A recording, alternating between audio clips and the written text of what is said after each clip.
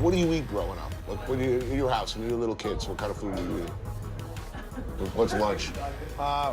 Just Macaroni and cheese and hot dogs. Hot dogs, right? yeah. I was like basically like top ramen. Yeah. Hot dogs, mac and cheese? Some ghetto juice. What about you? You know, rice and beans is some sort of Mexican. There's some sort of protein with it and everything, you know? Right. I'm not vegetarian, but I learned a lot from them, though.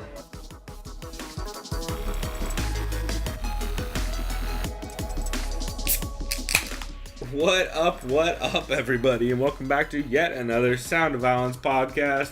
We are an MMA podcast that each week lets you know the MMA podcast you should catch, skip, and can't miss. As well as we try to check out a new show as well. I am here with Chris Madaffer, my co-host. I'm Pulver. What up, dude? Doing great, man. It was weird the way I did that. It sounded like I was introducing myself to you. Yeah, so here I am with my co-host Chris, which is me. Yeah.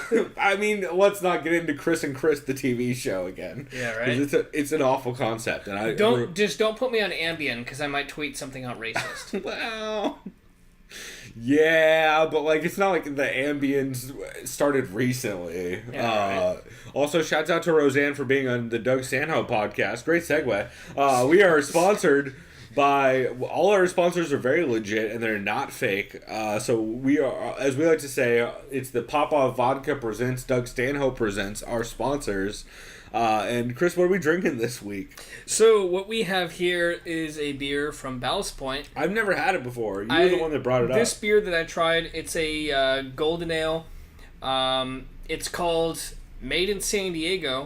And basically what it says here on the back is San Diego is our home where Ballast Point was born. With this beer, we partner with the San Diego Regional EDC to donate a portion of every case sold to support local entrepreneurs that have the same dream of growing their business right here in San Diego.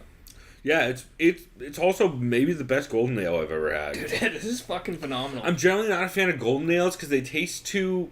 I don't know if it must be the hops they use, because they taste kind of papery sometimes. I see that. Or like...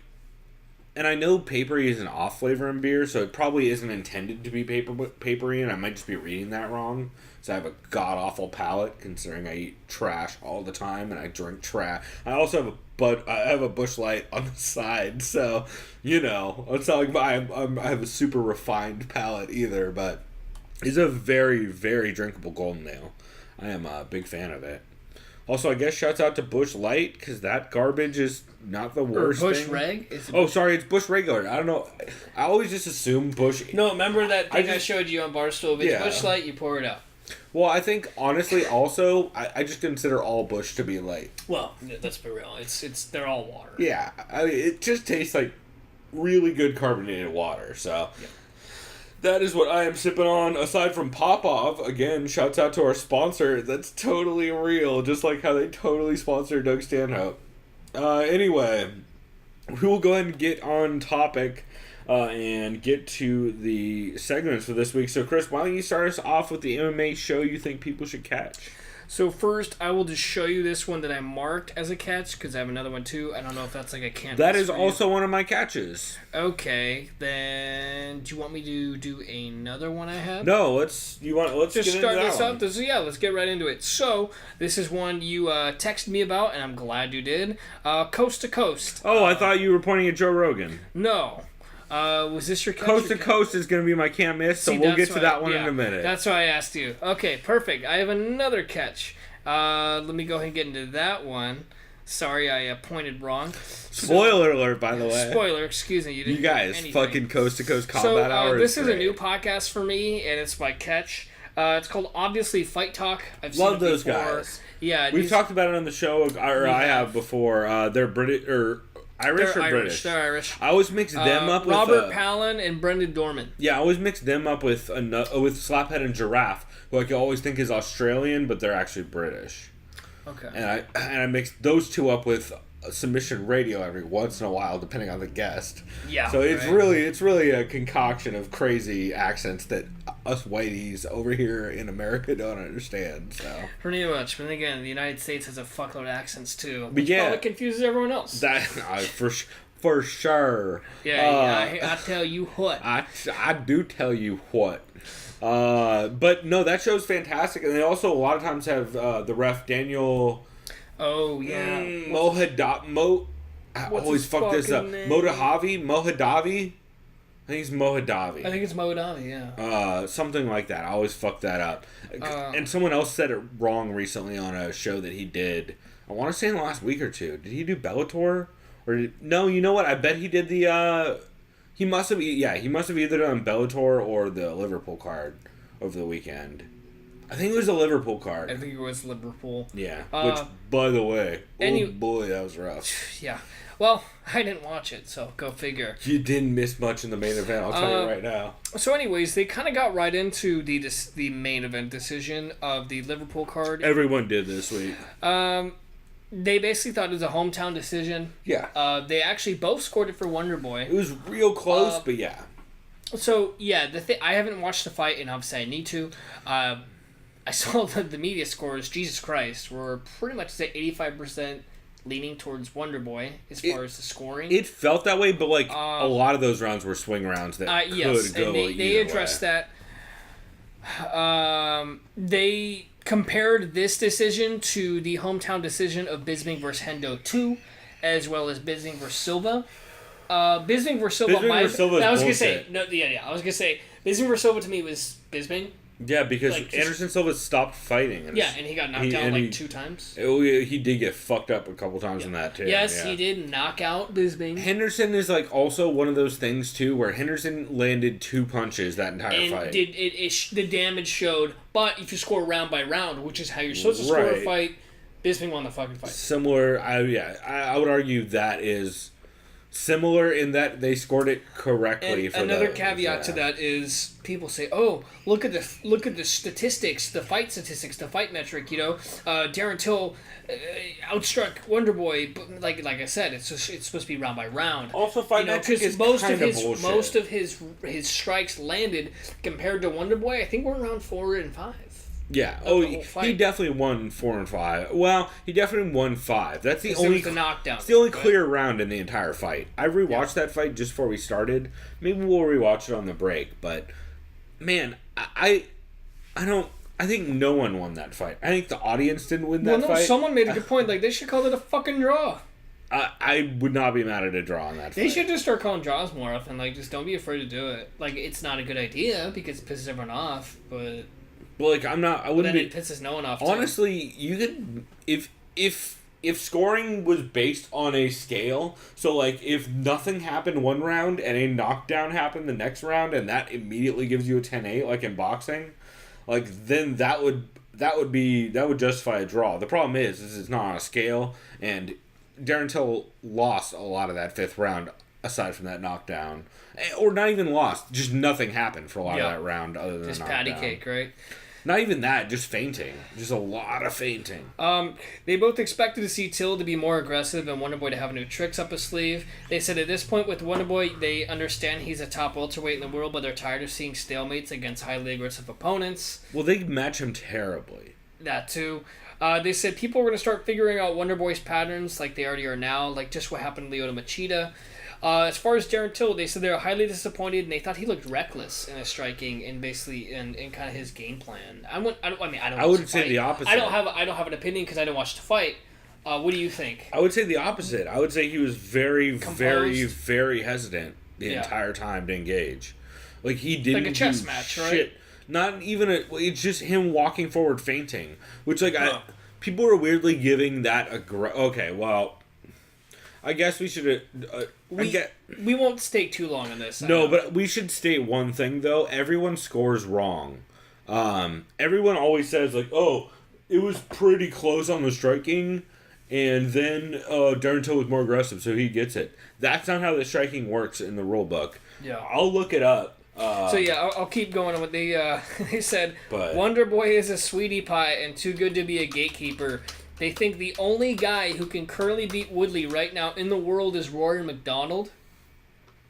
But then again, when I don't necessarily disagree, I would take Woodley. Yeah, I would take Woodley in the rematch. They said maybe if Adelaide Bird was a judge, Wonder Boy could have won in Liverpool.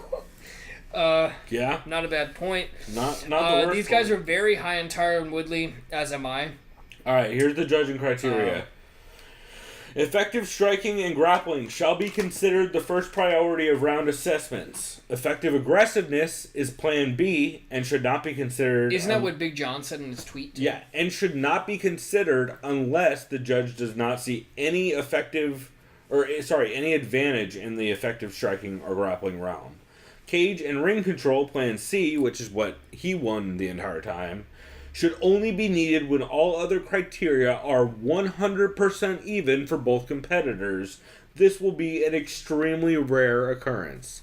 I honestly think that rule is basically saying unless someone is on top in guard for an entire round and no one throws a strike and for some reason they don't stand it up, then that person on top wins that round. That's how I read that. Because there's no time ever where there is completely equal, like there's no advantage in striking or grappling. That doesn't exist.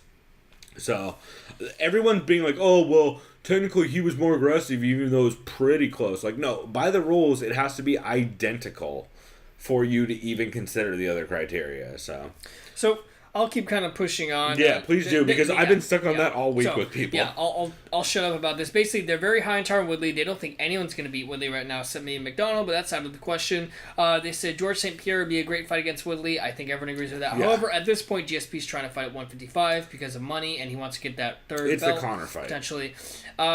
That or Habib, whatever. Yeah, it's Conor or Habib is all he cares about. They talk about GSP has been doing a lot of intermittent fasting to get down to 155, why he looks so much leaner on Joe Rogan's podcast, and he has been trimming down quite a bit. Yeah, we talked a lot about that last week. Yeah, they said, who's the biggest threat to Habib and Tony? By the way, who they think are the two best lightweights in the world over Conor. They think it's Habib and Tony. I agree. I agree. They said Kevin Lee. Also, they said Kevin Lee, as of this point, is the biggest threat to both of those guys. I agree, too. For them being Irish, that's a huge statement, too. Yeah. That's why I like that show. Is they're very blunt. Like they will just give their opinion. They're so smart. They basically said those are the three best lightweights in the world. Yeah. But they said as far as like the top of the echelon, they said like who's the real lightweight champ? You know, and it's well, they don't couch as much for McGregor as Sheehan used to. Sheehan's better now, Sean Sheehan. Big fan of that guy, and what's the name of their podcast? Severe MMA. Yeah. Thank you. They're pretty fair about that stuff, but Sean's gotten way better, and obviously Fight Dog has always been on top of that of like, we're just gonna call it pretty straight down the line.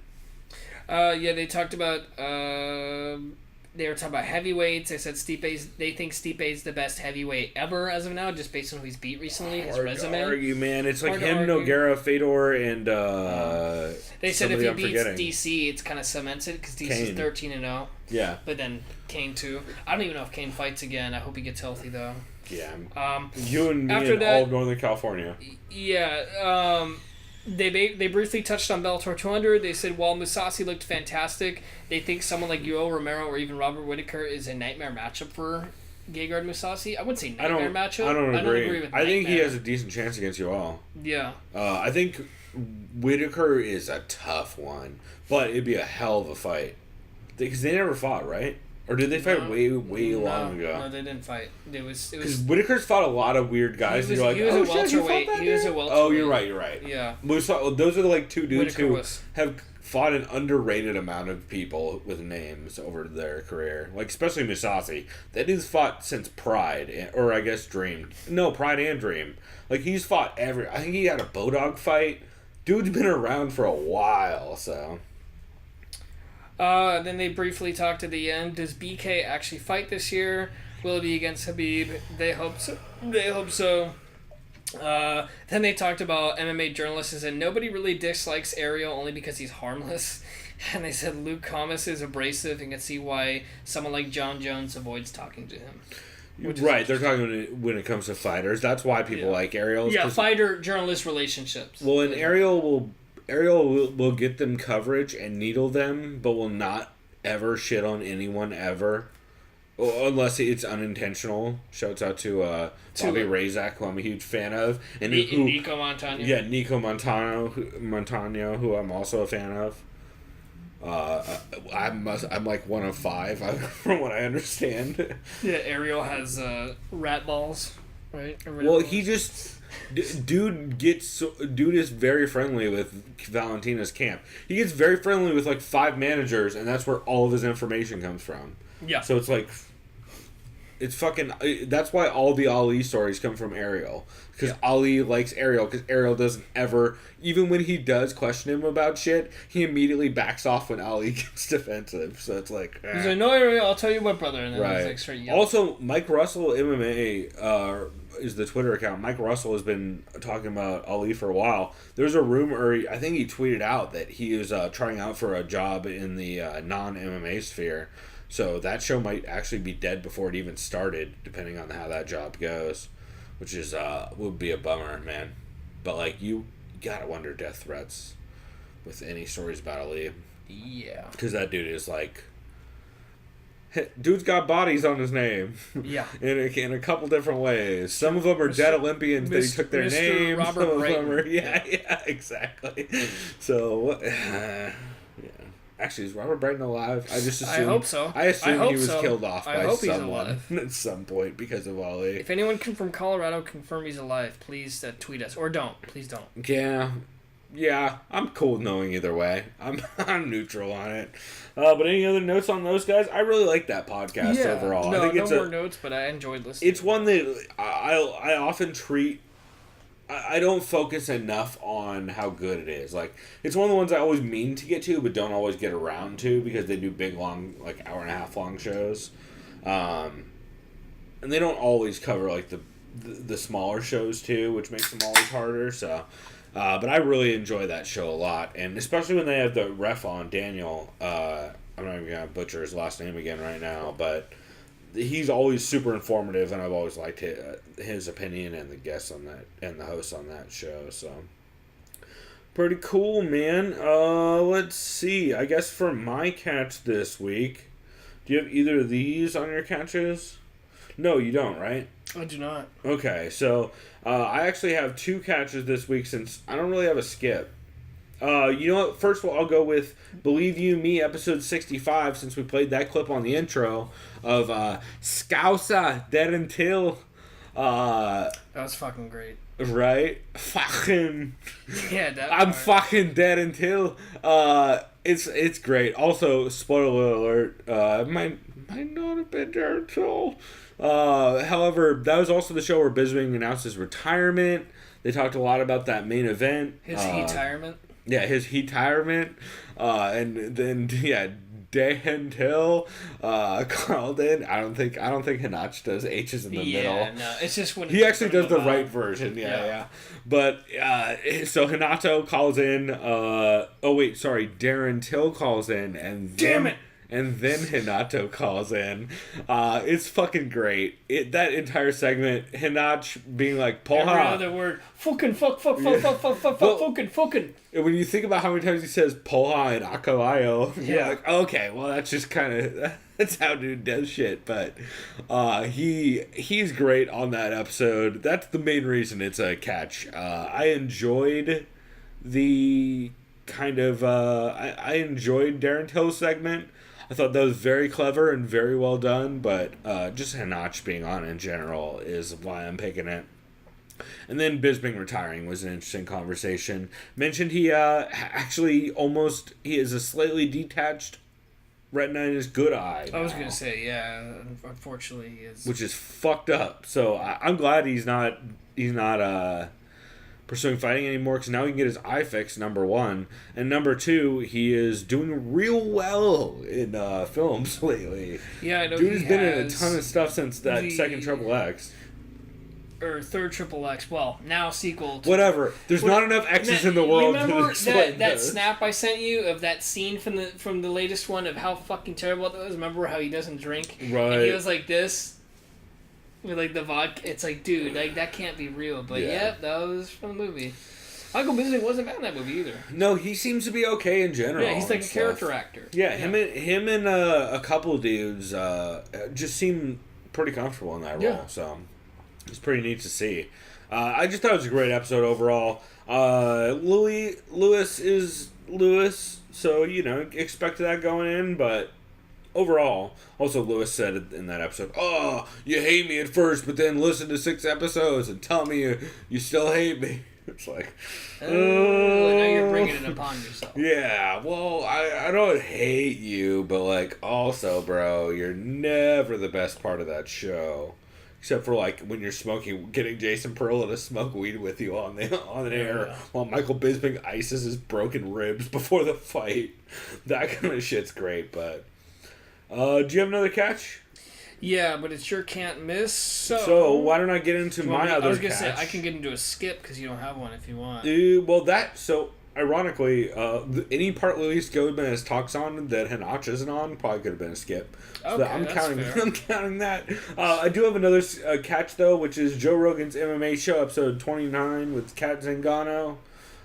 It's just great. I don't want to go too into depth on it. It's Kat Zingano being extremely personable and really likable. It's really interesting. She mostly talks about shit that I think is garbage, like alternative medicine and like whatever weird magnet therapy she's doing for CTE, like all that shit. And I'm like, I don't know.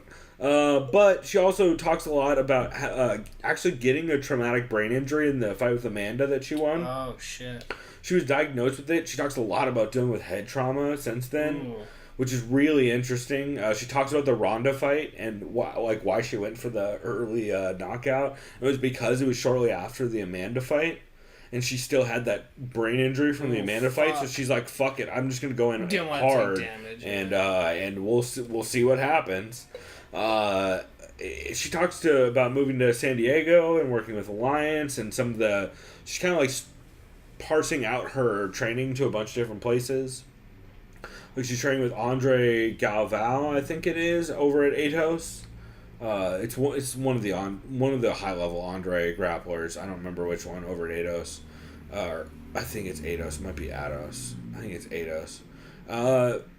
It's an interesting episode. Rogan talks about how Kat is the perfect example of why MMA math doesn't work, because she beat Amanda. Amanda fucked up Ronda, and Ronda beat Kat. So it's Kat also beat Miesha Tate, right? Yeah, Kat knocked out Miesha Tate too. Yeah. Knocked out Amanda and Miesha Tate, and has a sub over, or was it a sub or a decision over Rocky Pennington? I think it was a sub. I think she rear naked choked Pennington. Yeah, she's super underrated, but she's been out again a lot of she's been out crazy for a stuff. while. So well, and it's because of the head trauma. Because of her husband dying. She was put on antidepressants after her husband died, and that fucked with her for a while. Any sort of prescription like that's not going to be good for your mental health. Yeah, it's just a very interesting conversation and very honest about like head trauma and how she's been trying to deal with it and adjust to it. She has a really interesting explanation of like what was happening to her in training or in fights where she could no longer see opportunities. Like she really couldn't see when people had tendencies or patterns. Oh, wow. She couldn't recognize the pattern. So she would just be standing there getting hit with shit, trying to find a pattern. Huh. And then eventually she was just like, fuck it, and she would just rush forward and blitz people. Yeah. And that, honestly, when you rewatch some of her fights, like the Pena fight and even some just of those... in the Ketlin Vieira fight, you can see her Ketlin Vieira at the third round. That's the thing, is like... which is the only round she won in that fight. Yeah, and you can see it's just like, it's a weird... It's just not being able to see and react quickly enough. And she said a lot of the therapy and stuff she's been doing has been helping with that. Well, that's good. Which is like a weird magnetic shit that Ian McCall did for a little bit, but like not that long. So pretty interesting, but it was just a fun episode. She also talks about they talk about how close TJ is to La Jolla, and there's a lot of San Diego talk actually on podcast this week. They talk about how you can lock down Coronado, which I didn't know. You know, if the residents of Coronado, there's a crime there, they can choose to lock down the bridge and the peninsula. I've heard about that. So that no one can close get access out. to the bridge. Yeah. That's fucked up rich people shit, yo. Go Google Coronado. By the way, Coronado, a.k.a. Lawyer Island. Lawyer Island, a.k.a. where Bob Cheney lives, I'm pretty sure. I'm pretty sure it's pretty fucked up. It's like La Jolla for rich people. It's Coronado. It's super La Jolla. Dude, have you ever met anyone who went to Coronado High School? No. There is some. But my stepmom used to live in Coronado when she moved to San Diego. Well, that checks out. Yeah. She's also a high-level attorney. Yeah. So that also checks out. Yeah. That pretty much sums up Coronado pretty well, I think. The only other thing Joe Rogan said, maybe the scariest thing I've ever heard. Joe Rogan said, what people like to see is head injuries. We're in the head injury business. Which is like, oh, man, you are not going to be commentating for that much longer, It's are you? kind of how it is, like, for the NFL, too. It's like, oh, what a fucking hit. And it's like, dude, that dude's brain just went... But they don't ever say the word, like, brain injury or... Because the NFL CTE pays people not to fucking talk about that. Right. Like, that's like a fact. Like, Yeah. yes, the NFL does have a research institute, but... publicly, like in a public forum, they will never say shit about CTE. You're fired if you talk about it. You'll never hear CTE in a public forum, in post-game. That's why I think Rogan is probably not long for the UFC. Yeah. I think the ESPN deal is going to be the end of Rogan, I'm pretty sure. Which is going to be great because guess how many Fight Companions we're going to get, y'all? It's going to be so much better. I'll probably listen to Fight Companions over broadcast 90% of the time. Yeah. It'll be fun. I mean, as long as... I mean, like you said, this weekend's wasn't as entertaining, right? Because they talk about conspiracy. Well, that's the thing is Eddie Bravo, if you let Eddie Bravo smoke enough weed and talk about conspiracies enough, shit gonna get weird. Yeah. But, it's just a good episode. Overall, Rogan's been killing it lately with the guests. Also, this is a great moment to mention. Rogan has coming up, we said Sean O'Malley on June 5th. June 5th, Rogan's going to have Sean O'Malley on. He's also going to have Firas Zahabi on June 19th. So keep an eye out for both of those. Also, the day this episode releases, Friday, Roseanne will also be on, evidently. Which is... That's going to be... It doesn't surprise me. Rogan is always backed comics. Roseanne is a friend of Joe Rogan and Doug Stanhope. And Roseanne makes fucked up jokes. Like, will he defend Roseanne? No. Does he agree with Roseanne? No. Will he give her a platform to say, hey, it was a fucking joke? Yeah, for sure. Still racist, but it was a bad joke. It's either going to go really well or really bad having her on there. So I mean, she'll say it won't go bad because Joe can control it. She'll say some dumb shit, but like it won't matter because they're done with Roseanne, so Roseanne can go back to comedy or whatever if she wants. So Roseanne kills it at stand up. That's right. I always forget she was like fucking. She is a stand up before she's an actress. Or she was, before she got super political. But she's fantastic on Doug Stanhope's podcast, though. If you've ever listened to that, go check those out. They're in the archives. They're very good episodes. I do think she has... The problem is she's old enough. People, don't give enough credit to old people saying racist shit unintentionally. I feel like everyone's parents say I feel like racist her whole tweet, she wanted to get, a Trump effect where... She's like a bunch of racist supporters are like, oh yeah, we can get behind this, and then it goes not unnoticed, but basically it goes kind of. She chose the wrong words. Yes. Very clearly, you can make that point better and funnier not using the word she used, which is I think that's just an old person thing, y'all, and I think we need to recognize that old people say racist shit, most races. Especially with old people, right? I feel like, have you ever talked to an old Mexican dude? I lived with my grandma for 5 years, and I'll just say she's not around anymore. But when I was living with her, her views, I'll say they were conservative. Yeah. She was. I can't call her a racist because she's not, but the way she talked was racist as fuck. In context in modern society, you can't say shit like that. My dad does that all the time, where I'm like, bro, you can't look like a grown-up Hitler Youth and also say shit like that. So, my dad is blonde with a mustache, and he has even the Hitler Youth haircut and everything. It's awful. So you can imagine how my childhood was growing up. Where I'm like, bro, you can't say Mexican like that. I know you don't mean anything weird, but that tone was awkward. So anyway, we are way off topic. Yeah. Shouts out to Roseanne for ruining everything. And my racist dad, who's friends with a lot of Mexican dudes.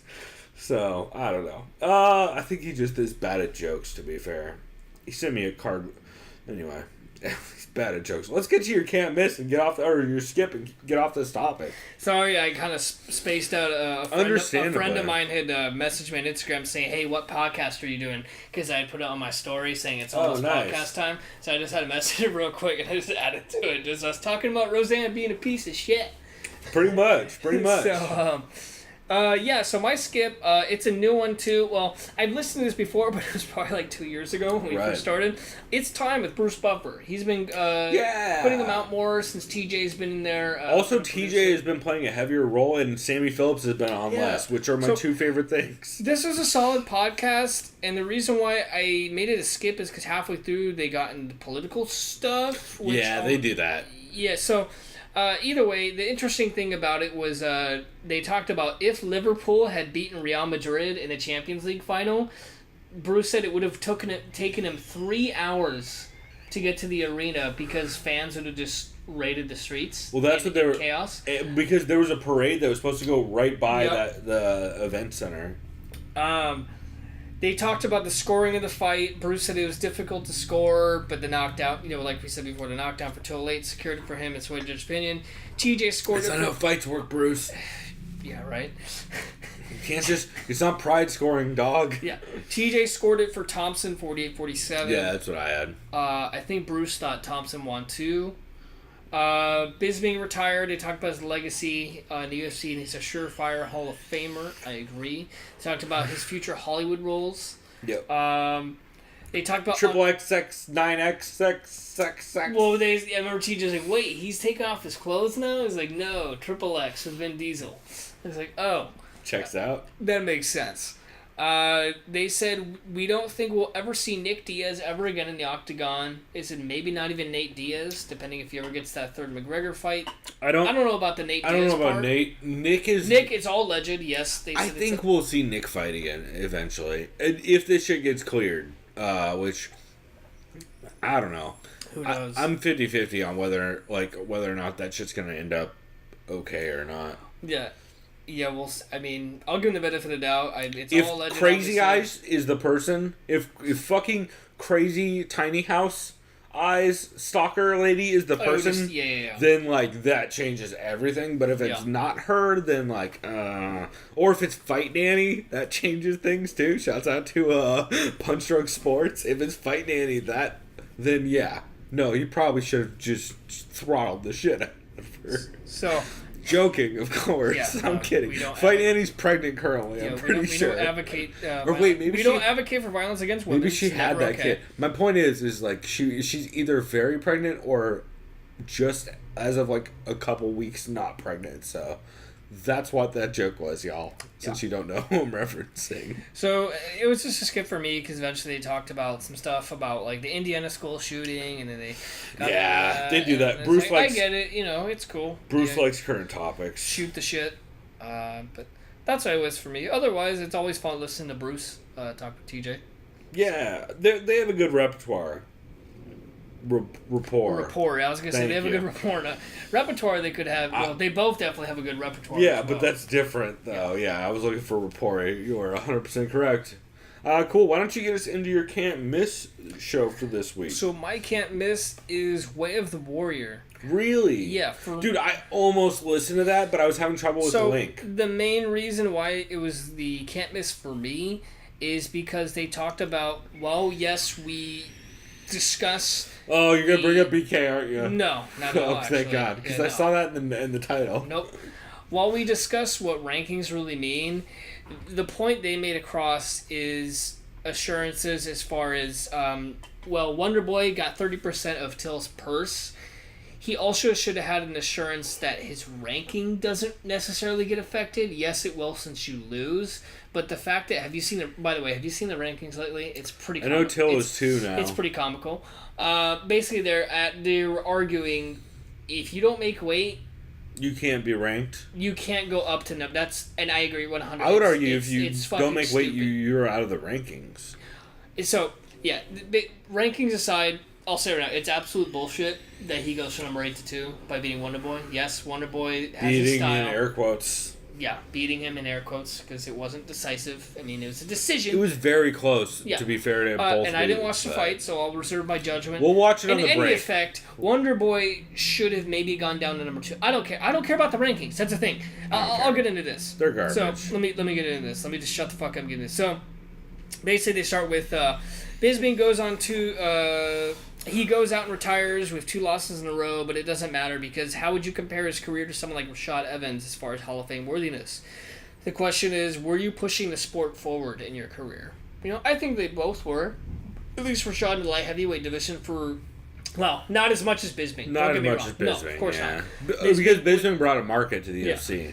There was no European Rashad was a market. one-time, he never defended his belt. Granted, he had to go up against John Jones, but, shit like that, which is nuts. Yeah, well, Rashad got starched by Lyoto. Oh, it was Lyoto. But it was, it was that triumvirate of fighters. The Rashad gif? Yes, you're right. Yes. That's a bad Excuse one. me. Rashad also with the Chuck gif, though, to get the belt. Yeah. But you know what I mean? He was just in that, holy fuck, it's contenders in that division. That was a crazy time in light heavyweight. Back when there was people like in light heavyweight. 2009, something like that. 2010, something like that. Yeah. Yeah, maybe earlier than that, maybe? 7? 8? I think it was 2008, 2009. Because it was just All I know after is Ultimate... Rampage became champion like 08. Yeah, maybe you're right. And Griffin maybe became champion after that in 09. That's right, yeah. Rashad became champion, I think, in 09, 010, in 2010. Yeah, I don't know. Maybe you're right. I mixed that stuff up. I'm bad at timelines. So then they talk about Bisping taking the fight against Gastelum 2 weeks after getting finished by GSP when a lot of others wouldn't have. That's what they love about Michael Bisping. They said what's insane now is Gastelum is now in the title picture 3 weeks after beating Jacare. Bisping was great at the end of his career for taking top fights people didn't want to do, just like stepping in to face Luke Rockhold on 2 weeks' notice. He definitely did. He did not turn down fights. Asterix Yoel Romero. I was gonna say Asterix Yoel Romero. But Yoel is shady enough that like Bisping has fought enough dudes that are shady that like I don't feel like we need. Then they went on to talk about fighters missing weight. They said as of now, it's probably changed. 62 fighters. Rashad won the belt off Forrest Griffin in December 27th of 2008. Oh wow! Okay. Lost to Lyoto in 2009. There you go. They said as of to date, 62 fighters have missed weight for a UFC bout. 62 fighters total. Oof. Or 62 instances, I should say, because it's probably fighters multiple times. Right. Ray Longo thinks fighters missing weight and gaining an advantage to still take fight. Wait, excuse me. I said this totally wrong. So Ray Longo thinks basically fighters missing weight and then rehydrating massively, knowing that they miss weight, is almost worse than taking PEDs, or is worse than taking PEDs for a fight, aka in the instance of Big Mac and Darren Till. Darren Till wasn't extreme as Big Mac, because Darren Till is a huge motherfucker for that division. Right. Either way. Well, they're both big, but yeah. Yeah. So then they said you beat the number 1 contender while not making weight. You lose 30% of your purse, but still go up in the rankings. I mentioned that. I'll just be brief with this. Should there be more of a punishment to the system? Basically, I mean, realistically, Till should have just stayed put. He gets the high profile win over Wonderboy. He just stays put, right? He could maybe move up. Number 7, 6? I don't know. I would need to know who's right above him, but like, you can't. I wouldn't say the problem is though is he can't be below Thompson now because of how rankings work. Actually, the problem is he has to be next to Thompson. Yeah, he could be below him, but he needs to be next to him. Because even Darren Till himself said, give Wonderboy a title shot before me because look who Wonderboy's beat. He said, I haven't even beat any welterweights yet besides him and Cowboy. Well, and that's the other thing, too, is... And that's what I love about Till. He keeps it real. He does. I don't like him at 170, I think. I don't either. I heard Josh Gross this week on the Outsiders argue that anytime anyone misses weight, they should have to move up for their next fight, and I'm totally on board with that. I think that's the smart way to do it, because that is how you stop people from cutting from missing weight. They have to move up immediately after. So if they yeah, blow right weight. now, this is the rankings, air quotes. So we got the champ Woodley. Number 1 is RDA. Number 2 is Darren Till. Number 3 is Wonder Boy. 4 is Colby Covington. 5 is Robbie Lawler. 6 is Kamaru Usman, who was previously number 5. So Usman, he went down. Jesus Christ. Poor Number Usman. 7 is Damian Maya. Number 8 is Neil Magny. Usman, who had a better performance than fucking Darren Till or Stephen Thompson. Yeah. And that's who Darren Till wants next. And I'm all for that fight. Dude, I don't think the UFC gives him that. But I've been they saying know that's a risk for their boy Till. I've been saying for Usman's a while. going to snooze fest him, right? Well, He's no. going to snooze min him. They're trying to corner Darren Till through the 170 division, where they're like, let's not give him any wrestlers. By the way, please. please have that fight, because I would love to see Darren Till murder. No, he wouldn't murder Connor, but I would love him to see him. Oh, that'll never happen. He'd be dude. way He's too like big for 90 Connor. pounds Yeah. heavier than Yeah. Connor. Yeah. Connor No, could that's barely why make or 170. excuse me, BK, but you know what I'm saying. Yeah. But no, I would love that fight because I'd love to see that shit.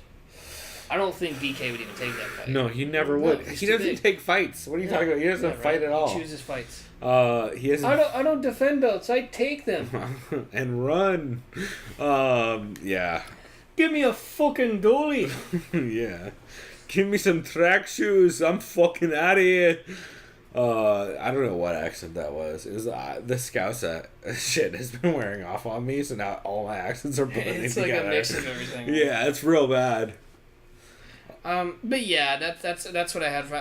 I like that podcast a lot because they really discuss what rankings mean, if they mean anything anymore. At this point, with WME running, sailing the ship, it doesn't mean shit. For real. Captaining the ship, whatever the fuck you want to call it. What's going to be interesting, though, is those rankings were put in place because of Fox. Yeah. So it'll be interesting to see how the ESPN deal affects that. It's even worse because it's ESPN. But they might Maybe actually have Ariel and Maybe- people on the board. Ooh, okay. So like it Because could Ariel turn does around. kind of give a fuck about the rankings. Well, they also have Jeff think Wagenheim. about it. They also have Jeff Wagenheim Yeah. on. Maybe Chael will be on board too. Like, And I know he gives a fuck about the sport. Well, and As far as if you're martial arts if goes. Ariel or Jeff have a say, they would have a bunch of journalists make rankings like every other fucking sport does. You know, maybe That's it's what for the baseball better. and It's everything probably for the does, better. It's right? actually, yeah. Oh yeah, no, it's the AP, the Associated Press. Right, which is Same the with the same for NFL. basketball, Same with the NFL. college football, Yeah, college everything. basketball, Yeah. all that stuff. And no one ever complains about that. It's No, pretty balanced. it's because everyone is. You get enough high-level people on board, and it balances itself out. I'm all for it then. I mean, the ESPN deal might be way better than you were anticipating as far as just for. Well, True, but the problem is for now. like For now. how many people like Josh Gross or Jeff Sherwood who are banned by the UFC are going to have access? Like because Yeah, touche. because Josh Gross has written for ESPN multiple times, done docs for him and stuff. Multiple like long tenured writer for them, but. Yeah, how much do you think he's actually going to get access to anything UFC? Probably not much. Yeah. It's the reason It's why gonna their be very podcast limited. is called The Outsiders, so... Yeah, right. It'll be interesting for sure. But why don't we jump into the can't miss for this show? I had Coast to Coast Combat Hour, which you listened to as well, right? Yep. So this show, if you guys don't know, is hosted by Matt Hawkins. Hawkins. Glad you wrote their names. I think down. it's Hawkins I couldn't and Ed remember. Carbazal. I know him from the MMA community, or MMA Hawk, and I forget what Ed's name, Carbazal MMA or something like that on the forums. They're super nice guys. Spoiler alert, or disclaimer, or whatever you call it.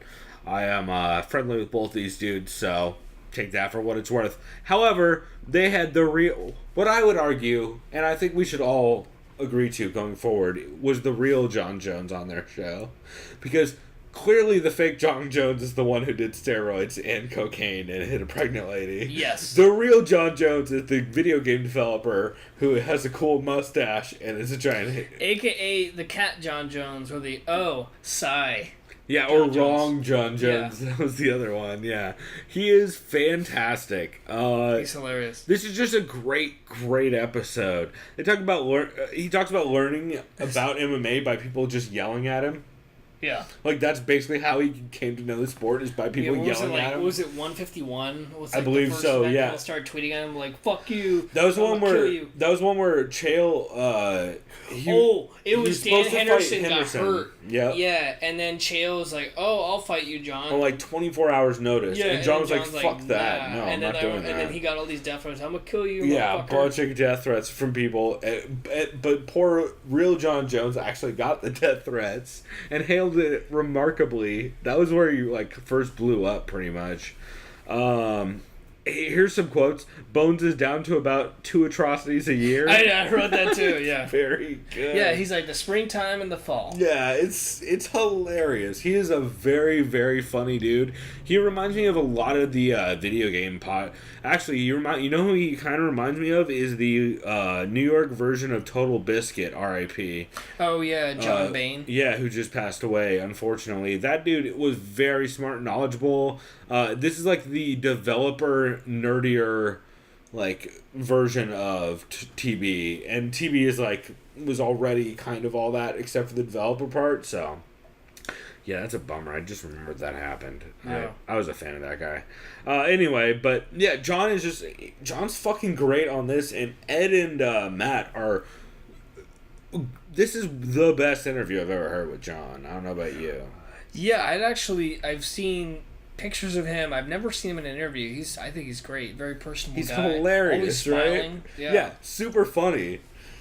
There's a ton of cool stuff. He grew up playing Mortal Kombat, Marvel vs. Capcom, which said he's I'm like terrible jealous at. of because I'm bad at fighting games. As much as I love playing Mortal Kombat in those games, I'm terrible at it. Me too. You said he was too, though. Yeah. Fuck, he probably loves Dragon Ball Fighters too. God damn it. That's a good question. I bet he does. I wonder if he's a Dragon Ball nerd. That game's like blowing up, dude, on like the local scene. I heard like all the new characters are added. It's like fuck. Dragon Ball is a good game because it's one of those fun games like Killer Instinct where they'll let you mash out a combo, or if you want to do doper shit, you can mash out a combo into other shit. Yeah. And like really, so like everyone can pick it up and play it. And also they still don't have Mr. I was gonna say Mr. Hands, but that's a very different person. There's a devil character in Mortal Kombat in Dragon Ball Z that's the dumbest shit ever. Deborah? No. The demon? No. It's like Mr. Devil or something terrible. You mean probably from Dragon Ball, like in the 80s? Maybe. Yeah. There's a really bad character that I can't remember. Yeah. I'll look it up, but anyway. They talked about Pride events in the current end of the year Ryzen where they have tournaments where fighters fight more than once a night. And John was talking about that, saying that's kind of insane, how people had the stamina to do that. Talk about fighters like Dan Henderson when he won that tournament. Fighters like, who was it? Gegard Mousasi was in Dream, I think, doing that. Alistair Overeem was in there. They talk about fighters who love video games, like my cousin, Roxanne. My cousin, Mr. Satan. That was his name. Oh, Hercule. Yeah, Mr. Satan. Mr. Satan. Hercule. How do you not have Mr. Satan in a fighting game? They'll add him for sure. They have to. Yeah. His name's Mr. Satan. Anyway, Angela Hill, and then Mighty Mouse. Yep. I mean, there's a bunch of fighters. Like Steve Wonderboy Thompson plays, John Volante plays, Stipe fucking plays Chris PUBG. Chris Weidman all plays, those guys, they all play PUBG, shit like that. Yeah. Call of Duty too. Fuck, who else? Matt Sarah loves Xbox. Yep, Jessamine Duke. Yeah, she does cosplay too. And she also plays a ton of Fallout. Like, her and Shayna Baszler have been tweeting about Fallout all week long because of the new announcement. Part of me wants to reinstall Fallout 4 and try to continue the rest of the I've game. been thinking the same thing. Maybe we should both just play Fallout 4. We should probably just play Fallout 4. Yeah. I should probably play Fallout 3, though, because I still never beat Fallout 3. Much less New Vegas. The only one I beat was New Vegas, and then I never beat any of them because I get like 6 hours in and I'm like, I'm so overwhelmed I need a break, and then when I take a 2-week break I'm like, I can't come back to this, I need to start over. Yeah. So it's rough, but they have some cool shit. They do a great job of recommending early shows to John about stuff he should catch, which I highly recommend for any like newer fans or anyone who like. Have you watched the early UFCs? You watched a handful of them with Trevor, right? Trevor. Yeah, we went to watch like the first 3 pay-per-views. Yeah, the first 7 I think is what Matt recommended. And I like you could tell there's a real weird feel about those first like handful where just crazy shit is happening, and it's just fun hearing him describe to John like, oh yeah, in the first UFC, dudes are like punching each other in the nuts, and one fight ends by a dude's tooth flying out of his mouth, out of the cage, and then the ref deciding maybe I should try and stop this or something before this guy dies, because that wasn't a rule or anything yet. So that's pretty interesting. Have you seen, how much Pride have you seen? Probably not much, right? I saw the 2005 gnarly card. I saw like a handful of fights are noticeable, like anything with Don Fry. Right, Don Fry Takayama, of course. I saw a bunch of stuff with Bob Sapp. Yeah, Bob Sapp, Nogueira, Handelman. Yo, you seen Randleman, Fedor when he suplexes him. It's basically the notable fights I've seen. Right. There's some cool cards. I even saw some old Anderson Silva shit when he would walk out to Michael Jackson. Yeah, and then he'd get fucking wrestle fucked the entire time. Yeah. Or subbed back then. Didn't Alistair Overeem sub him back in the day? Or is it the other way around? I don't know. I think he did sub. One of them, they fought each other at one point because Alistair was like 185 tiny like man. Yeah, it was crazy. Yeah, and then they talked about beer for the last like 30 minutes. Hell yeah! 20 minutes. Yeah, they also, I'll mention briefly, they did talk about a bunch of the fights he's been to. They talked about that's right. Him going to I think it was 130 originally. Oh, I think somebody just fell off a building near me. They talk about, I want to say it was, here, I have it somewhere. His first card was, 135. And then going to UFC 217, where there's like 4 title changing hands, and that's what got him into MMA. He talks about subbing to Fight Pass and getting basically crowdsourced fight recommendations on Twitter. Oh, shit. So if you're following John Jones on Twitter and you haven't seen a lot of the older fights, that's probably a great resource. It's just going back in his replies timeline and checking stuff out. So speaking of going to fights, can I segue into something great? Absolutely. Okay. So I told you I had some really good news. So first of all, let me segue into the segue.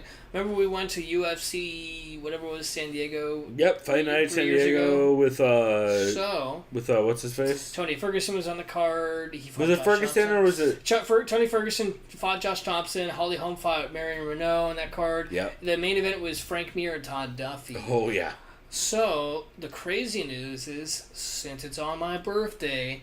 Me and my brother officially got tickets for motherfucking UFC 226. We're going. Oh, shit. We are fucking going. Confirmed. Nice. Yep.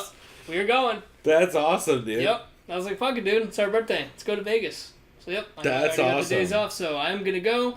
I'm gonna How much were they? I got, basically nosebleeds, middle of the pack nosebleeds. I tried to get a front row, but it was like $200. I got, $173 each. The killer... It's not terrible for how big the card that is. The killer was the fees. But either way... Also Vegas hotel fees I'm going to bring my nice camera that I bought. Obviously, they won't let me bring it in because you need credentials. But I'm going to basically take photos and do some stuff for our podcast, post them online. Cool, as far as, just fan... Because, dude, there's going to be so many fucking Hawaiians there. Also, is that International Fight Week? Yes, so on the 6th, there's all those events. There's going to be the tough event before that. Well, I know that's a separate event. So I just mean fan events, though. Oh, I know. Yeah. Like the expo and everything is that weekend. If I can, because Kyle has the whole week off, I'm going to try to ask my manager, because I have the 7th, my birthday to the 9th off. I'm going to try to get the 5th to the 9th off and try to get there on the 5th, because I'm going to go to UFC convention, UFC Con. And then maybe I'll take pictures there. Because remember, I went there, last time I was in Vegas was 6 years ago for my 21st birthday. Right. And I remember when I went there, I met all these fighters. So if you're in my camera, they'll let me bring it in. That'd be dope. Just there you go. A bunch of pictures of fucking fighters there. So yeah, that or I'm officially... We'll have to get some quotes or something. The Sound of Violence will officially be partly at 226 this year, guys. So... There you go. It'll be our biggest card of the year. That'll be dope, dude, for sure. Maybe we'll have to get let you know. I just want to announce on here, so I'm fucking going, dude. Yeah, we'll have to get some clips of audio from you and Kyle, before and after the event or something at the arena. Yeah, that'll be fun. If anything, I could just do it on my phone. Yeah, exactly. Yeah, done. I'll just record a bunch of shit on my phone. Yeah. Do that for sure. That'll be dope. Cool, man. Well, that's going to be one hell of a card. Yeah. And also, those smaller shows, a lot of times, they don't sell out, so they're just giving those tickets away. Fuck. Especially in Vegas. Because they always do 2 or 3. I think there's 2 cards. I realized I probably should just tweet out to Roxanne or some shit and just let her know, hey, I know, you have a bunch of cousins, but I'll be out there, so maybe we'll run into you. We'll get a photo op. I don't fucking know. There you go. You know? Yeah, hit up Roxanne. She's like, my last name's not Modafferi, so I don't understand why you're... Come on! It's basically cousin. Yeah. Cool, man. Well, that's very dope.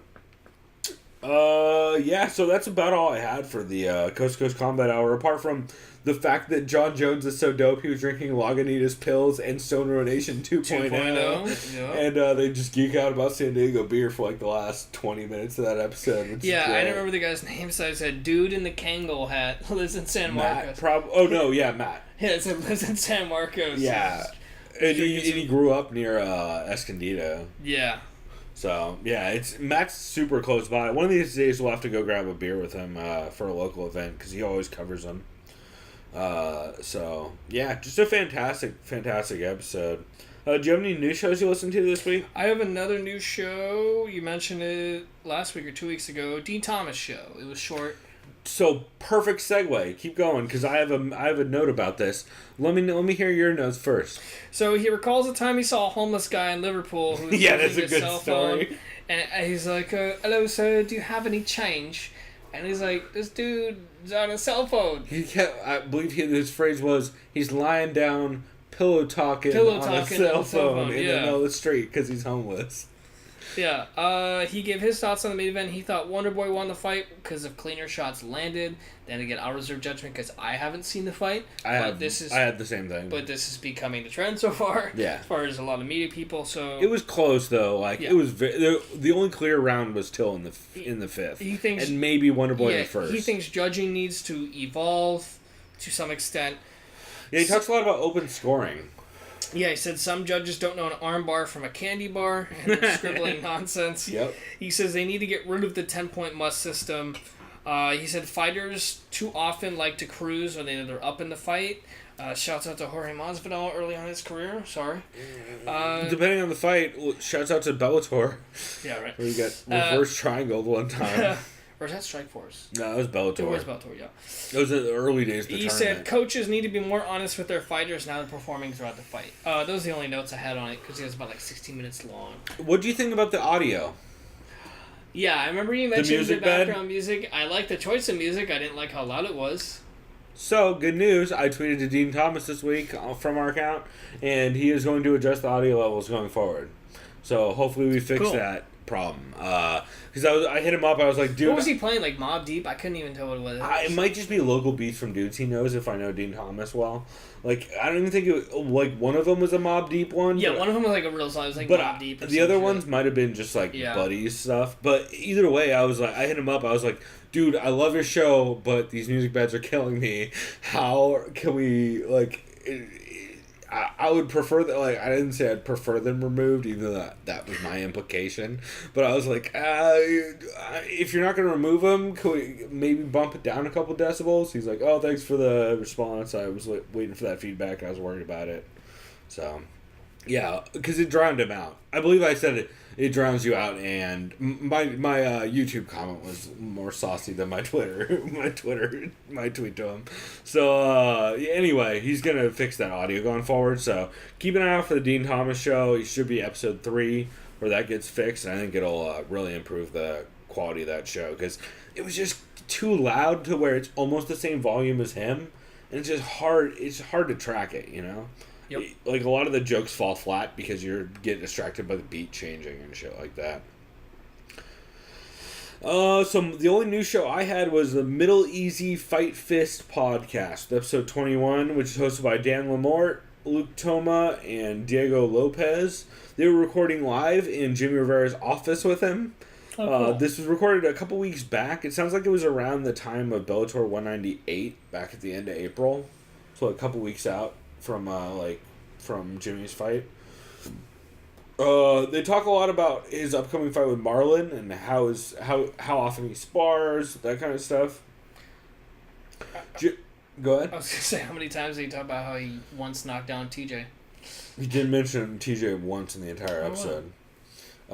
Jimmy does sound like he hints that he might be a bit banged up in this episode. Huh. He's like, he does the classic, like, oh, no fighter goes into a fight healthy and that kind of stuff. But, like, it seemed like he was hinting that he might have been a bit banged up, but 4 weeks out is not that bad, depending on how banged up you are. Yeah, you should be alright. So I didn't take too much, I didn't give it too much weight, but interesting either way. Jimmy also busts one of the hosts Diego's balls all the time in this episode. He busts his balls for not listening to the previous episode he was on since Diego was out. He's like, oh, you didn't go back and listen to it? Like, you have access to it, right? Just busted his balls the whole time. He talks about getting bigger. Talks about getting bullied. And he says, here's a quote, everybody's bigger than me. I'm 5'4", dude. Wait, I just realized he did look short as shit. Is he really that short? Yeah, he's 5'4". Damn, that's crazy. According to him. They talk about the Brett Johns fight against Aljo. That makes sense, because I was looking at his fight. I was like, he looks shorter He's than me. short as shit. Yeah, well, you're 6, I'm right? 5'6", yeah. Yeah. Yeah, So, like Dillashaw. Yeah, he's a small dude. Holy For shit, sure. yeah, that's nuts. Yeah, but that's why he can have the weight he does on him. Like, well, yeah, he's a shorter big people, dude. like, if I wanted to do well, I don't want to get, like, wrestler build, because it'd be too much eating per day, and I don't have the patience for that, as far as, like, the diet, and because I love beer too much. Yeah, that too. But, you know what I mean? But, yeah, it'd be like that. And you lose weight and gain weight pretty quickly, but, yeah. Fuck, he's 5'4". It's crazy, right? Wow. He's too big for flyweight, clearly. He's huge. Way too big. Yeah. Yeah, he's closer to 145 than he is 125. Yeah. They talk a bit about the Bellator 198 card and Bellator 199 that was upcoming. He just keeps busting Diego's balls the entire time for terrible questions and shit like that. He addresses Ali talking shit all the time on the internet. And they talk about Connor and the Dolly. It's just a fun episode. Dan is very funny. Dan has some great fat jokes about himself during the episode. About how, like, he's not concerned about losing a toe. He's concerned about losing toes to diabetes. That kind of stuff. Yeah. Dan makes a lot of dark jokes on that episode. Christ. So, and it was like, it's half joking, half serious kind of comedy. I do a good amount of those kinds of fat jokes, so I appreciated it quite a bit. But yeah, it's a heck of an episode. If you want to hear a fighter talk candidly with people who are, like, joking as fuck about how kind of trash the sport is, it's a good one. Just how ridiculous the sport is and how, like, everyone takes it too seriously kind of stuff. It's a good episode, and they're very funny. They're all very funny, especially Dan. Dan's a stand-up comedian and a journalist, so it makes it easy. But super funny dude, and it's one of those shows that, like, they will say things and do things that will upset you. So great. unless you're willing, they also shit on Luis Gomez for making racist jokes during the episode. Yeah, they're like, oh, let's not turn this into a fucking the Legion of Skanks episode, that kind of shit. So I thought that was great too. But it's a fun show. I'm definitely gonna listen to it going forward, and I'm glad they made a return fairly recently. Is there any other shows you wanted to give some love to? Yeah, one last shout out. Submission Radio. It's been a while. I wanted to catch that this week. I didn't have time. I'll breeze through this. John Gooden was the first guest. The interesting take I liked about this is he talked about how he kind of feels a little left out by fans as far as recognition compared to other commentators. He gives praise to all the other commentators. That's fair. He was basically talking about how his work ethic is, how he does so much tape study. Dude is very good. Like, he says it's mainly because his accent wouldn't be too acceptable to the majority audience, which is Americans. I think it's just because he's on 2 shows a year. But that too, and he's basically saying he's just trying to promote himself more, get out there, and he's actually a very good commentator. Yeah, he does fantastic. Cage Warriors too, right? I think he does Cage Warriors. He says he's actually been training MMA to better understand the physicality of it, so it helps him further his game with tape study and everything, especially with Brazilian Jiu-Jitsu. Yeah. He says his dream would be to get the opportunity to do a big pay-per-view in Vegas. He said he would absolutely love that. I would fucking. He'd be good. He'd be great. He's a good commentator. Like, he gets overly excitable and he always apologizes for swearing too much. Uh-huh. But he does, dude. It's on Fight Pass cards. He's like, sorry for the adult language and all that stuff. You're like, dude, it's Fight Pass. Nobody gives a shit. When he swear though, No, he didn't swear. For fighters swearing. Yeah. I was like, wait, when the fuck did he go? Like, that was a fucking good right hook. No, like, what? What's going on? He's very proper. Like, he would never do it. And he's with Dan Hardy, who is like constantly trying not to say fuck. So yeah. He says he's always prepared to be a last-minute fill-in no matter what. He actually studies all fights with tape study for any fight card. He said he even studied tape for Whittaker card, just in case they want him. It's gonna make tape study easier down the line. He says sometimes he gets feedback from producers after they critique his commentary from a card, which he enjoys because he knows what to improve on. Yeah. Says he talks about the first time meeting Stephen Thompson at UFC 170 and how gracious and humble Wonderboy is. Says he's probably pound for pound the nicest fighter on the roster. Says he remembers seeing in the hallway. He's definitely up Wonderboy was literally shaking hands with all the UFC executives and the Fertitta brothers and everyone, taking his time to introduce himself to everyone in the organization and all the commentators. Yeah, Wonderboy has always been known as that kind of dude. Like, there's a couple people in the org that are like that. I forget God, there was somebody else who's like known as the nicest fucking dude of all. I mean, no, because I remember when Woodley Thompson 1 was happening, Woodley's like, "Oh, I'm gonna fucking beat your ass," and he was talking shit. And I remember even Woodley's like, "Bro, like when we were on the bus together, he's like, I love this dude. This dude's fucking the cool shit." Yeah, you know, it's like I can't hate on this guy. It's probably him and Sage for like the nicest people. Yeah, but I think Stephen Wonderboy Thompson's probably the nicer of the two. Yeah, I feel like if you were to get Sage in a bad mood and he didn't know who you were, he'd be like, "Whatever, bro. Yeah, I'm trying to drive my truck right now through snow." Yeah. Or whatever the fuck Sage says. He talks about he sees why some were disappointed with the Till Wonderboy matchup. Gooden loved the chess match, is how he called it. He thought Darren won. I don't know if there's any bias because he's English as well. There's bias. But yeah, probably. He thought it was a razor close fight and could justify the score for Wonderboy. You could just fight either one. Yeah, it's 3-2 either way. I think if you're gonna go 4-1, you have to go Wonderboy. Wonderboy, yes.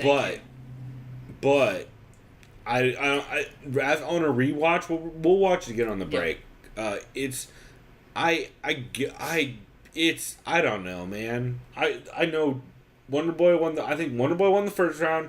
I think Darren Till won the last round. The rest of it is a fucking giant bush of feints. So, I don't know. Megan Anderson, for the first time, was on Submission Radio. She's probably great on there. Oh, it was fantastic. She seems like she would be perfect for that show. She discussed the importance of Aussie presence on the 225 card. She's hilarious. Yeah, with other fighters such as Robert Whittaker or Tai Tuivasa on that card. She discusses the women's featherweight division finally moving forward and what her UFC debut means to her. She discusses doing a shoey and says Tai Tuivasa needs to help her with that. Yeah, because she puts the glass. We've watched this. She put the beer in the shoe and then drank the beer, which is not how a shoey works. Yeah. Whereas Laura Senko was just a beast about it and poured it in her shoe, drank it, was like, "Oh, that's not that bad," and drank another one, and then was like, "Oh, that was pretty bad." So. Shouts out to Aussie and Fancy Breakdown. She talked about the show as well. Michael Chiesa was on there, and I gotta say, Michael Chiesa is a fantastic person to be interviewed. That guy is very charismatic, very cordial. He was also on the desk for the fights last weekend. Yeah, he talked about that, and he says it's something he's been working up to for a couple of years now. Well, yeah, because he's commentated, I want to say Valor fights or Titan FC, one of those. Well, it might have been Titan with the square cage with Sean Wheelock. He's a very good commentator, and he's very quick. He's a sharp dude. Like, he was able to hang with Tyron and them busting balls. Yeah. So, or not Tyron, was it Bisbing? I think it was Bisbing. Yeah. Broseph Benavidez, and because Joseph Benavidez had a cameo in the background, he was in the spa with him with his Slim Shady haircut. With who? Joseph Benavidez. He was in the sauna with who? With Michael, and they were in a spa. Kiesa? Yeah, they're at the Performance Really? Institute. Yeah. Oh, that's they're hilarious. like, we're on the Pettis Brothers Smash Tour, you know. Yeah. And he's like, it's me, Broseph Benavidez, and Casper and Dennis are like, I like your haircut, yeah, because he looks like the real Slim Shady. That's hilarious. Basically, if you haven't seen him lately, guys, he's looking real Eminem lately. He bleached his hair? Yeah. I did not know that. Dude, look on Reddit right now. Oh, no. Dude, it's pretty. It's not good. No, but, it's actually really not. Bad. We're not in 20 anything. It's not 2002. Yeah. Michael. That wasn't even acceptable in 2002. It's not 1999. Yeah. NSYNC is dead, bro. Yeah. You can't have Justin Timberlake ramen noodle hair anymore. No. It was. Michael breaks down the Wonder Boy fight. He scored initially for Wonder Boy. He talks about Darren Till's weight cut and how family comes first. He doesn't fault him for that. He says the fact that Till had to cut on the day of the fight and still made 188 is remarkable. Also, it's fucked up and remarkable. Fuck the UFC. He says it's fucked up that this dude cuts 40 pounds. He cuts from about 215 fucking pounds. Yeah. Which, yeah, he's a light heavyweight fighting at welterweight. And it's illegal. Fucking illegal. Fucking illegal. Or sorry, fucking illegal. Yeah, fucking illegal. He talked about his experience at UFC 223, and it was a hard pill to swallow not being able to fight on that card, mainly because his dad was born in Brooklyn, and the family ties there meant a lot to him as far as leading up to the fight. That's a bummer. However, and why I'm stoked, his fight, originally he was supposed to fight on Chicago, actually got moved to 226. So now I get to see the pleasure of him fighting Anthony Pettis in Vegas. That is a fun... I think that's a fun fight, man. Yeah. Because, especially since I didn't realize up until the day that Conor ruined everything, that they're switch stance. So, because, is it Pettis is Pettis southpaw? Or is, one of them is southpaw. Chiesa might be southpaw. No, I think it's Pettis. Pettis is southpaw. I think it's Pettis. Yeah. One of them is southpaw, so it opens up that body kick, which I think is going to play a huge factor into that fight for both dudes. So it should be interesting. Then Casper. Oh, by the way, Casper and Dennis were on video. Yeah, they've been doing video, which tripped me out. But they look. And I wanted to comment because dude, Casper the whole time had like really chapped lips, and it was kind of shot like, dude, I want to come. Please drink some fucking water. You know what I mean, though? Like, it was just like, it looked like this dude was literally in the Australian desert for like 3 hours and then decided to do a podcast. I forget what fighter said they realized recently that they always have wet lips and it freaks them out. Maybe it was a comedian. That sounds like a comedian. Somebody had that mentioned to him. But like, you know what I mean, though? But it was like kind of starting. Oh, like, Crystalia. It was Crystalia on the. But dude, it was kind of. Like, I was like, Casper, drink some fucking water. That's. I just wanted to I want to tweet him. Also, Casper looks a lot like Jason Tebow. If you ever seen Jason Tebow, the comedian, he looks like the Australian version of him. He's very hipster. They asked Michael Chiesa, who's the real lightweight champ in your eyes? Because there's a whole triumvirate kind of, not really controversy, but argument. He thinks it's Tony Ferguson based on the 10-fight win streak and the amount of people he's beaten in the weight class. Hard not to argue Tony is up there. But he says he's not taking anything away from Khabib because Khabib made championship weight and he showed up to the fight when Tony couldn't. So what are you going to do? He says the winner of Poirier and Alvarez 2 absolutely deserves the next title shot. He says he hopes the winner sits and waits because he knows Khabib's in Ramadan right now. Well, they'll, like, by the time Ramadan's over, it'll line up about right. Yeah, it'll be September, October-ish. Right, which is like they fight in a month or two, so that makes sense. He's solely focused on fighting Anthony Pettis and knows a win gets him closer to that title shot eventually. And then Sean Sheehan was briefly on there. That dude just turned... Love Sean Sheehan. He just turned 22. I was like, holy shit. What? I know. Yeah, that's how I said, wow. Sean Sheehan was 21 that whole time? Yeah. Oh my god, that dude is... Yeah, he's a youngster. He was talking about that people dude in is Ireland so good he was for a 21-year-old. He's mature. He said people in Ireland were watching the Liverpool match during the Octagon interviews, and they were tense as fuck. Apparently, Irish just support most of the English teams because I guess the Celtic team isn't that good. Or the Celtic Club. Shh, don't tell them that. Yeah, right? They'll fucking stab you, son. I know, they probably want to stab him now. He loves the idea of Roy McDonald versus Gegard Mousasi, and he wasn't surprised Mousasi beat Rafael Carrillo, but how easily he beat him. Yeah, we were also, everybody was surprised by that. It was fucking dominant in a way I So that's all expect. I got. That's it for me, so... Perfect. I think the only ones I wanted to shout out is Jordan Breen's show this week was weird as fuck. God, where do I even start with this? So Jordan, some shit happened on Jordan Breen's show this week.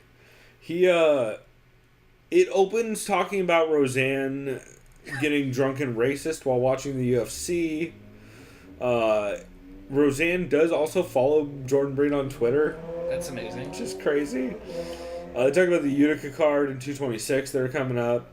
There's a long discussion about why TJ needs to watch The Wire, which if you guys have not seen The Wire, it's the greatest TV show of all time. Followed... Shouts out to McNulty and Bunk. Yeah, followed only by Treme, which is the same director. And I fucking love New Orleans because of that show. And because I went to New Orleans, and it's fucking incredible. But The Wire's incredible, and David Simon's the man. They talk about Josh Gross's weird taste in music, the Nick Diaz darkness, and while they're talking about Nick Diaz and all the allegations and everything, someone calls in with a 559 area code, which is like right near NorCal. It's like Lemoore, where Tachi Palace and stuff like that is. So it's not that far from Stockton. So they get weirded out, and they Google the number, and it's a smoke shop in Northern California. That sounds hilarious. So they call them back, and Breen at one point talks about his burn from a dab rig, which I thought was hilarious. If y'all know what dabs are, you should get out to Colorado or San Diego or Vegas for that matter at this point, because wax is legit. God, when was the last time you had a dab? Me? Fuck. Like once, maybe like 6 or 7 years ago. Really? Because I used to buy wax all the time. I passed out though. Oh Jesus. Well, I'm a lightweight, dude. Yeah. Damn, that's a good point. Yeah. You probably had like 30 minutes of activity before you had to lie down. Yeah, and I get anxiety too. Thank God it was. I knew it was like an indica. It had to be. Like, oh, of course. I can't. If you passed out, it had to be an indica. No. Yeah. If it's, I'd fucking have a panic attack and freak the fuck out. Shouts out to dabs, they're delicious. But so the smoke shop, so they talked to the smoke shop owner for a little bit. He's like, I don't know, it must have been one of my employees, I don't know. And then he puts him on hold forever trying to figure it out. So they hang up. The smoke shop guy calls back. The owner calls back. And he's like, oh yeah, it was one of my employees. He said you guys are an MMA show or something. He's like, eventually they start talking about Nick Diaz's arrest with him because he also watches MMA. And they talk about his fucked up elbow and all that. And then Luis, the owner of the smoke shop, is like, oh, yeah, did you guys know I've smoked with Sean O'Malley before? Of course he has. It's fucking great. So they talk about that, and it's hilarious. It's a fun segment. TJ also talks about calling Island Fights this weekend, which is that promotion that Roy Jones Jr. was on previously. Oh, yeah. It's like half boxing, half MMA hybrid card. That'll be on Fight Pass again on Saturday, so that'll be pretty tight. Speaking of which, TJ actually did a beatdown episode on Sherdog about Island Fights with the CEO who talks about him and how he got into it. And then he also has a dude on who is a former Island Fights fighter who's now on the Contender Series. So that shit was dope. Dean Thomas's show we talked about. UFC Unfiltered episode 201 was pretty good. Jimmy Rivera calls in. Also, what's his face? Dean Thomas calls in on that one. Pretty good. MMA Roadshow episode 165 and a half. Episode was in Liverpool with Simon and Chamatkar Sandhu. I always butcher that poor dude's name. They play some press conference audio and they talk about the main event. And John tells a story about being in a Liverpool pub during the Real Madrid game. That sounds... And like either really cool or really not. Well, one dude was throwing a glass against a wall and crazy shit like that. Considering they were losing, and they hate Gareth Bale. Yep, pretty much. Heavy Hands 213 was great, where they said, I believe the title was Till vs. Thompson, not good. Oh man! And If I Did It had a goofy episode about the ESPN deal. How many times did they mention fascism or Nazis? Well, a lot, because they talked about Tyron giving Colby a hood pass. They're like, what the fuck, bro? Wait, what? So Colby's been saying, or not Colby. You mean Mike Perry? See, you confuse me there. Same thing. I don't imagine Colby saying the N-word or some sort of... It depends on how much heat he thinks he can get off of it. Let's see. He goes full Michael Richards. Yeah, it'd be bad. The only news I had this week was, of course, Bisping retired. Bobby Green is out of the Chucky Olives fight. Oh, yeah. There's the bare knuckle card on Saturday. June something, right? It's Saturday. Oh, wow. That's the one with Beck Rawlings and Bobby Gunn. I believe Melvin Gillard is on that card. And it's not true bare knuckle, right? Don't they wrap hands? They wrap hands, but the knuckles are exposed. It's just wrists. Oh, that's cool. So it's like wraps up to basically the thumb. I mean, it's cool, but it's not cool. You know. No, I would prefer bare knuckle, but Well, yeah. But like, because if you have wraps, it's just basically like a lighter. But glove. like also, it's like a lighter glove, and it's fucked up. True, but also I know their insurance is probably garbage if they have insurance. So I'm okay with fighters having wrist wraps. I'm not mad at that. But that's all I had for podcasts this week. It was a bit all over the place. I feel like there was definitely less content than most weeks this week because of this card. But I feel like next week with the big pay-per-view, there's going to be a fuckload. So, cool, man. Anything else you wanted to mention? That's it for me. All right, well, we will be right back. We will briefly watch the UFC main event with Till versus Thompson. We'll get Chris's thoughts on that, and then we will... be right back to talk about the Whittaker card this weekend, which should be interesting. 21st Amendment, that beer's not good enough to be able to have those kinds of issues, you know what I mean? Yeah. Anyway, we'll go ahead and wrap that in there, but you guys will hear another clip like we did on the intro. This one will be Anthony Bourdain on Joe Rogan's podcast. Which, I don't know. Hat tip and shouts out to that dude. I don't want to get too dark or be too much of a bummer, but it really fucked up my day when I heard that this morning. Yeah, I was bummed out. I actually watched some of his show today. Dude, girlfriend Karen and I... Sorry, I don't want to cut you off. What were you saying? Oh, no, I was just saying I watched like an episode of one where he's in Chicago. It was great. Oh, really? And he goes over Legends of Comedy, like growing up in Chicago. Yeah. Like doing theater stuff. And like just having bomb-ass sandwiches and deep dish pizza. I'll have to check that out. But yeah, me and girlfriend Karen, of course, has a culinary arts degree. So she's always been a big Bourdain fan. And it's one of those things where I downloaded his book recently, like his first book, Kitchen Confidential, recently. I've been meaning to read it, and I feel like a fucking asshole for not doing so yet. But... it's on my list, but yeah, man, very cool dude who loved martial arts a ton, got into it late in life, and just fell in love. And hey, man, any dude who has pictures of rolling with guys like Josh Rosenthal and the Danaher guys, and Joe Rogan, like a week or two ago, was telling stories about Bourdain rolling with guys out in like Nebraska or whatever fucking weird state they were, Iowa. I think it was, whatever weird state they were in. He just was like randomly hit up a local gym and was like, "Hey, me and Joe Rogan want to come roll with you guys. Is that cool?" So they just showed up and rolled with a bunch of dudes. Like, he's a very interesting guy and will be missed. So cheers to that, Chris. We are going to make a loud cheers noise, and we are going to be back after this clip. Everybody chug out of his spec.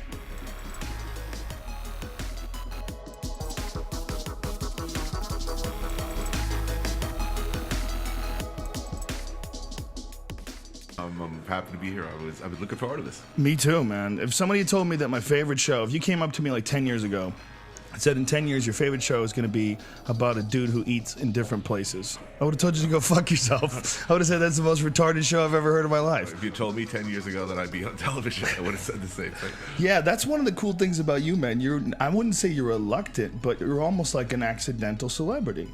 Like, you just got your book, Kitchen Confidential, just fucking took off. And then all of a sudden, you're this famous guy. Like Pretty much, yeah, it was like an overnight thing, for sure. 1 minute I'm standing next to the deep fryer, and the next, I'm selling books and get, on TV. I mean, literally, I think I was 44 years old.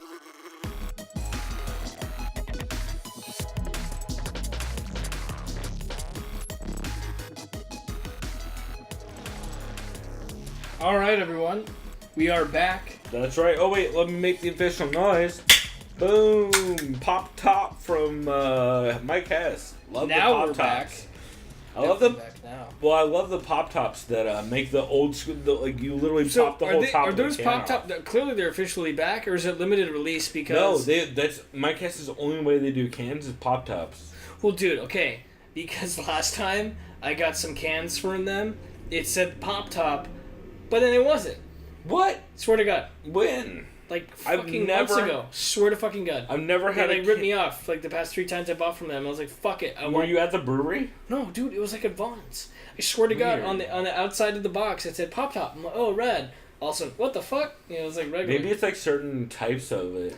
Yeah, I don't know. That's what I figured. I don't know if it's like limited release or seasonal shit. All I know is the Tangerine A Fair India Pale Ale with tangerine is 100% a Pop Top and delicious. And it's also a sponsor of the official beer of the 2018 San Diego County Fair, evidently, which we will be going to, and we will probably, hopefully, see Matt MMA Hawk out there, Matt Hawkins from the MMA community forums. Yeah, I'm looking forward to it. I've never seen it. Or no, that's not true. I've seen MMA fights there, but that was probably like 7 years ago before I gave a fuck about MMA. Right. Yeah, no, it'll be dope. Or I was a casual. Yeah. So I didn't know what that filthy was. Casual. Oh, it's a filthy casual. Yeah. But, no, those fights are fun, and Sam Alvey said he's going to be down there, so it should be a blast. Especially when you show up early. No one's at those, like, noon fights, so you can sit right up front and I know usually those fights are near the beer garden, too. They're, like, right next to it, yeah. Granted, beer gardens, well, whatever. The fair is not cheap in any sense. So no, but you're like gonna be spending money. Yeah, but like less than $10 for a beer, for like a 16-ounce beer isn't the worst, considering it's San Diego beer. We'll try our best to have a Sound of Violence tab. Oh yeah. We'll definitely we'll be drinking properly, and hopefully we'll be buying Matt beers while we're out there. Yeah, so we'll see how that works do out. It right. But anyway, we are not talking about that. We are talking about the Windy City. Chicago, home of, like you just said, wind and really good hot dogs, and if you're a fan of it, deep dish pizza. That's right. And the Chicago Cubs, of course. Or if you're not, okay other pizza also. People sleep on regular pizza from Chicago being okay. It's totally, there's some okay pizza places that aren't deep dish. Medium or thin? I don't know how they do it there, if it's, what's considered regular. I think it's just... Like they specify it's gotta be medium. Deep dish. It's gotta be medium. Yeah, it's gotta be medium from regular. I would assume they just call it pizza versus deep dish pizza, because even they specify it as deep dish pizza. True. Anyway, we're gonna start at the bottom of the card, probably, right, and work our way up. Yeah, absolutely. So the first fight, starting on the UFC Fight Pass preliminary card, which unfortunately I will be missing all of because I will be getting off work tomorrow later. Just in time, hopefully, for the beginning of the Fox prelims. Anyways. Well, luckily you have Fight Pass, so you can go back and watch them. Fair point. Thank you for the reminder. Every time, literally. Yeah. So the first fight is a featherweight bout between featherweight fighter Mike Santiago. He's going up against, I believe it is Dan Ige. You are 100% correct. Hey, everybody. If you don't know how to pronounce Ige, listen to John Anik pronounce Ige. That's the rule in MMA. Is pronounce it like John Anik until they publicly release those files. Dan Ige is a Hawaiian fighter, for those who don't know. Yep. He also fights... Too. What's up? He's great, too. His I boxing thought you said bright, too. His boxing is sharp as shit. Oh, yeah. I mean... Fuck. He's at AKA, if I remember correctly, because I watched Anatomy of a Fighter, which covered, shouts out to Will Harris on YouTube, his channel, which covered Khabib's camp. And Dan Ige is part of Khabib's team. Yeah. And he's part of Eagles. Which explains why his wrestling is in his clinch is as aggressive as it is. He just has that pressure clinch wrestling game and striking game. Okay, he's 5'7". Oh, wow, he's only a month younger than me. Right on. Yeah, he also switches stances a decent amount. See, I like that. I like that kind of striker. Well, he's balanced, really, if he's a grappler and a striker, if he's working with fucking Khabib. Yeah. Mike Santiago. Mike Santiago is 28. He, according to Tapology, fights out of Team Top Notch. He's fighting in North Lake, Illinois, so he's a local guy. Yep. Last time we saw Mike Santiago, he had his second UFC fight. 2 rough fucking fights. Yeah, dude. Oh my god, dude. His debut was against Zabit. Exactly. Yikes. Holy fuck. Yeah, he got choked out. No shame in that. Not against the Beat in your debut. Yeah. And then his second fight was against a scrappy motherfucker in Mads Burnell. Who looked great in his last fight. Yeah, Mads Burnell is... Also, we should double check that's recording all right, because I just wanted to make sure. Oh, yeah, good call. All right, we're good. Keep going. Dan Ige, last time out we saw him, he lost a unanimous decision right. to Julio Arce at UFC 220 this past January. Before that... Oh, actually, that was his UFC debut. Oh, shit. Okay. Yeah. Before that, he was on Dana White's Tuesday Night Contender Series. He had a choke submission victory over Cuba's Luis Gomez. There you go. I know the flag. It's the blue stripes is Cuba. Just remember that. Not the red. Red stripes is Puerto Rico. Pardon me for all the Cubans I may or may not have offended. Or Puerto Ricans I may or may not have offended. Anyways, that's not important. So, as far as this matchup goes, Santiago has the one fight advantage as far as experience goes. For sure. Santiago, I don't want to say objectively, but kind of objectively, he's fought the tougher talent in his first two fights compared to Ige. But then again, Julio Arce is a tough out. Is a rough out. And based on the camp that Ige comes from, I'm kind of leaning towards him, based on who he trains with. I could definitely see that. But it's tough to call, though. Yeah, the one thing that makes me curious about this is that Santiago is a southpaw, and Ige likes to switch back and forth. And also, they both have a pretty good clinch wrestling game, so I wonder how much of that's going to play into this fight. I've been going back and forth on this one a lot. Yeah. Which way did you learn? I think I'm leaning towards Ige. So I think that's a smart pick. I'm leaning Santiago barely by decision. I'm going to go Ige by decision. And I'm not sure why, other than I just think that... I don't know. Oh, wait, you put method over here, dude. Or no, that's no, results. that's for later. Excuse me. Don't worry about it. Later, Shouts out to copy-pasting from Wikipedia. But I just think he has Santiago has decent enough takedowns and hands, and he's aggressive enough to be able to end up on top and win 2 out of 3 rounds. I think it's going to be competitive as shit, though, and I would not be surprised if Ige did get the decision. Yeah, I think it's going to be a close fight. I think it goes a distance for sure. It's going to be a lot of those throughout this card. Next up, we have 2 veterans. Charlo Do Bronx Oliveira. Yeah, Chucky Olives. The original Big Mac, because I remember a couple years ago he blew weight, and a day before the fight, he was at McDonald's with his family, eating some Big Macs. Charles Oliveira, I'm disrespecting his opponent. He is going up against UFC veteran who I've met 6 years ago at UFC Con in Las Vegas, Clay Guida. He's a cool guy. I'm sure. He was rocking Daisy Dukes because he does not give a fuck. That's his shit. He loves Daisy Dukes. Yeah. Clay Guida loves fucking Daisy Dukes. I don't know what it is. Dude, if I was a professional fighter too and I could pretty much kick most people's asses, I'd probably just wear that too. I wouldn't though, is the difference. Yeah. Maybe would you wear slacks? That, and especially in Vegas, it's kind of, you're insane. But also, he doesn't wear underwear, I'm sure, if he's just wearing Daisy Dukes. So yeah, his groin, inner thigh is taking a beating. Right, but also if you're going to go that far, why not just wear like board shorts everywhere? Yeah. Because then you can just jump in the pool. Because it's hot as fuck. It's Vegas. It's hot as fuck. Yeah. That's 110, easy. Yeah. Maybe... I'm trying to think of an excuse to wear Daisy Dukes all the time. Dude, there's no way he walked out of the convention without wearing that shit. There's no way. He must have changed. Oh, well, we should have factored in that he's a never nude. Yes. He is 100% a never nude. Yeah. I'm surprised no one ever put this together before. Shouts out to Tobias, because clearly Clay Guida is a never nude, and Portia de Rossi's probably into him.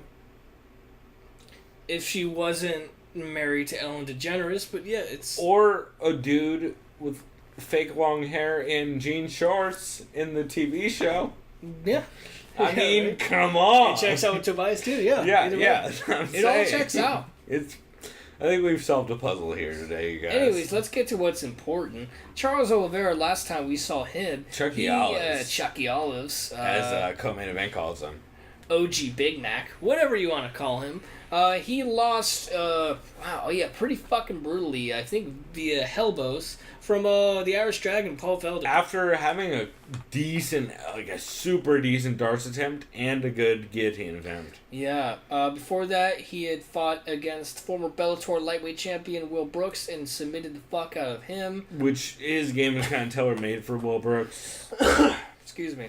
Then losses to Lamas and Pettis dude, before he's that. been through murders, bro. And he beat Miles Jury. Dude, this motherfucker's been fighting everyone. He fought Max Holloway, then he fought Jury, then he fought Pettis, then he fought Lamas, then he fought... Wow. High level competition. Goddamn. Yeah. Jeremy Stevens before that, who he beat via decision. Man, beating Jeremy Stevens via decision. Clay Guida, last time we saw him, he knocked out Joe Lozon last November, so about 7 months, 6 months, something like that. Yep. 6 months. Before that, he won a unanimous decision over Eric Koch, who's a grappler. Before that, he got knocked out via a knee to Brian Ortega, a fight that Clay Guida was winning 2 out of the 3 rounds. Winning the shit out of. I picked him in that fight. I thought I was on my way to I'll cut to the chase. This is a close fight for me to call. Both these guys are grapplers. I think it's close regardless. Guida loves being in just mount position, mostly his top mount. He's just decent.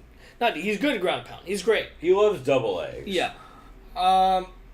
Team Alpha Male, the home of an overhand right and a guillotine. But Team Alpha Male that's missing a lot of key Team Alpha Male members nowadays. No more Benavidez. No more TJ. No more fucking a lot of those guys have left. You know what, man? I gotta go strength of schedule. As they call it in college sports, RPI, ratings per index. It's basically like they rate your team based on who you've faced, right? Thank you for explaining that, because I don't college sports. Yeah, so basically they rate you based on who you faced based on... like... It's all about probability based. Yeah. So they go, Kansas, right, has a better chance of beating Duke, which usually Duke's always going to be better, but let's just... That's because they face New York or North Carolina... all fucking time. Tar Heels, yeah. Anyways, you would say, Kansas has beaten also, these guys. Also, shout out to my white-ass relatives that went to Duke, including my fucking father, who wouldn't pay for me to go to Duke. Shout out to my godbrother / cousin, Jordan, who still trains at Marcelo Garcia and is doing very well in New York as an entrepreneur. New York and North Carolina are pretty close together. He graduated at UNC, oh, Chapel Hill. He's Tar Heel. Oh, so we can't get along. He's a Tar Heel guy. That's okay. I don't really care about college fucking sports. College rivalries, dude, are blown out of proportion. Well, also, when I didn't go to that fucking college my white-ass parents did. Or parent did, yeah. Anyways, the point I was getting at is, basically, I'm going with Doe Bronx Charles Oliveira based on he has fought a tougher schedule of opponents more recently than Clay Guida. You got to go by finish early, right? Yeah, submission. He's going to catch him. First 1 or 2? I'd say round 2, something like that. They'll kind of feel each other out first round. So I'd say submission. I am arguably going Clay Guida in this one. I'm not confident at all. I'm taking Guida by decision because I think he's been training at Alpha Male and he not can a defend. bad pick. The thing is you gotta think it's the front headlock series that Oliveira is gonna hit if he does finish this. And if he's gonna hit a front headlock series choke, especially a guillotine, you gotta imagine Clay Guida is just dealing with that all day, every day. And Charles Oliveira gasses really fucking hard after about a round and a half.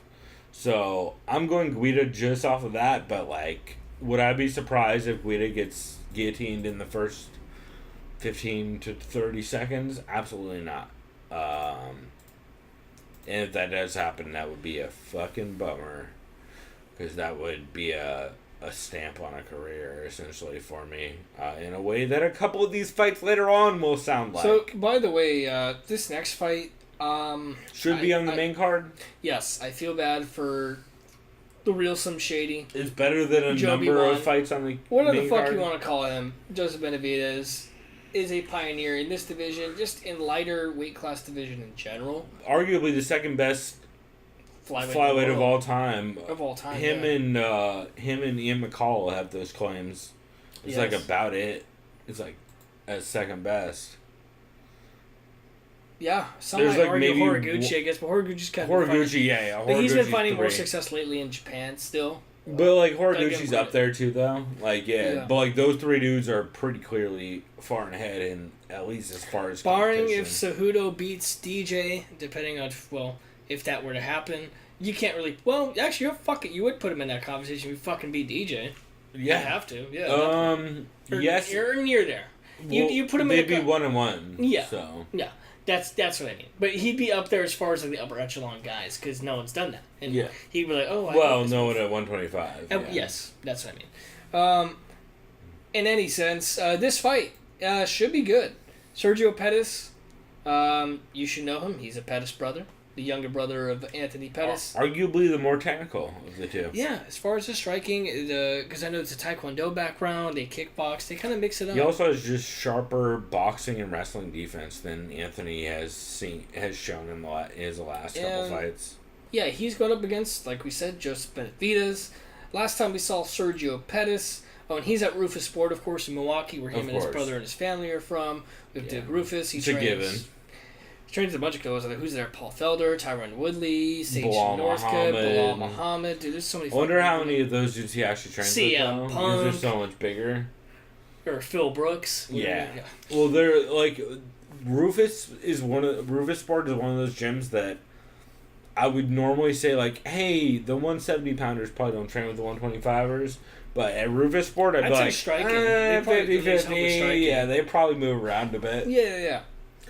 Joseph Benavidez. Because Rufus is crazy like that. He's always been with he's mostly been associated with Team Alpha Male most of his career.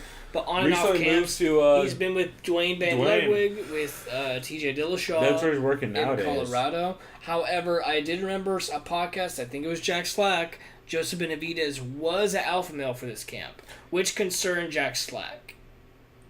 Yeah, if that's true, that does concern me. It concerned him a lot.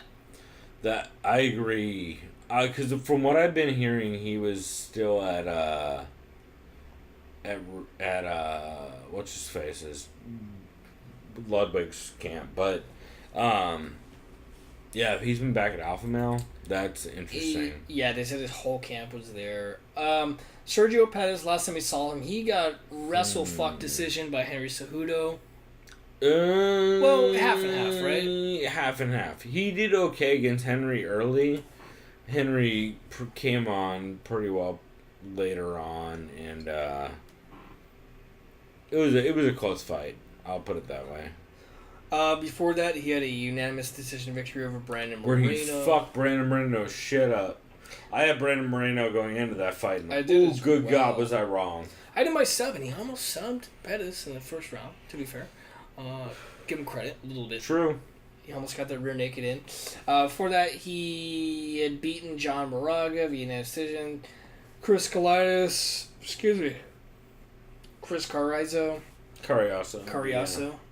Ryan Benoit.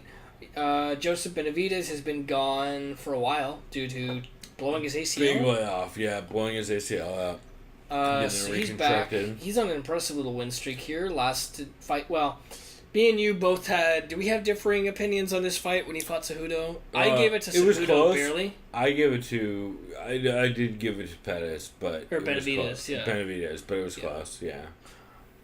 Before that, he had a unanimous decision victory over Zach Makovsky. He had a decision over Ali Bogatinov. Who popped for EPO later. Yes, that's true. He had a unanimous decision victory over John Moraga. Yeah. And he had a decision over Dustin Ortiz. And he choked out Tim Elliott before Tim Elliott came back and did his little comeback season on Tough. That's a really good run. The only thing that worries me is the layoff. Yeah. Because he's been off since, December 2016? 2016. So a month less than Connor? Or 2 months less than Connor, something like that. Right. By the way, it's a long fucking non-shouts out if that's the official fucking logo of Team Alpha. No, I don't think that's... That can't be right. That looks weird. Yeah. It's just TAM with like a white font, if I remember. Yeah. Anyways, I'm having trouble on this one, I'm having honestly. trouble picking this fight too, man. We'll look at my notes and see what I actually had. I'll go first.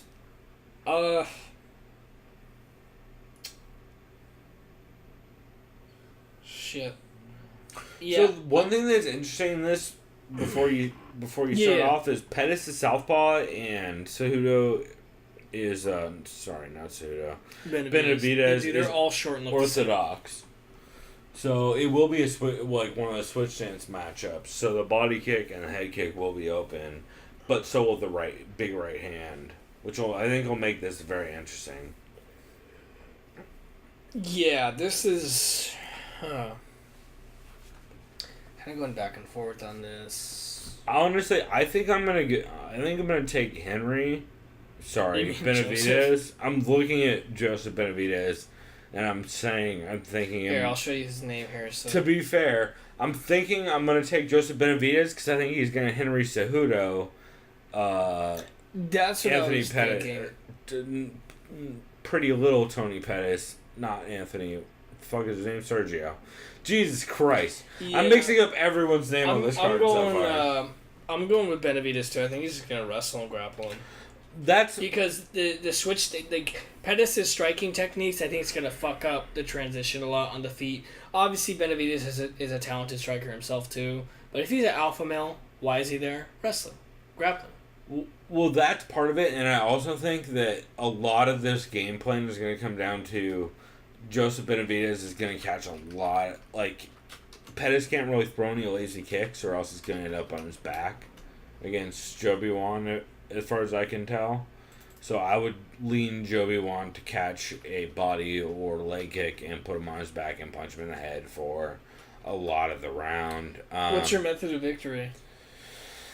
I'm probably going to go decision, I guess. I would not be surprised by a finish on either side, just because both of these are pretty explosive and have very good either jiu-jitsu or kickboxing, but I would lean Joseph Benavidez 10-9, or 30-27 in a 3-round decision. Yeah. I could see maybe Pettis stealing a round. I could totally see that. I could see Pettis stealing more than a round. Like, if Joseph Benavidez is at all not looking like himself, I think Pettis, that's his fight to lose. It's hard for me to assume Joseph Benavidez is going to look like anything other than fantastic like he always has. So. Well, we shall see. Unlike this next fight. Yeah, I'm just going to get out of the way. First of all, we might as well wrap. Name who it is. So, Sugar Rashad Evans, former light heavyweight champion, he's back at 205. Big fan of this guy. He's very cool in interviews. He's going up against Anthony Lionheart Smith, who I will always continue to get confused with Anthony Hamilton, I think. Which you should not, because they're the opposites. They look, it's totally different. I don't know why. Maybe Anthony Hamilton got killed by Daniel Spitz and hasn't, I'm not going to say no chin, but I favored him for his chin in a lot of fights. And his opponents, like Daniel Spitz. Whereas Anthony Lionheart Smith his chin's made of fucking iron and steel. Yeah, I'll just get out of the way. I'm going to go Anthony Smith via murder. So I forgot Anthony Smith lost against Thiago Santos in his last fight.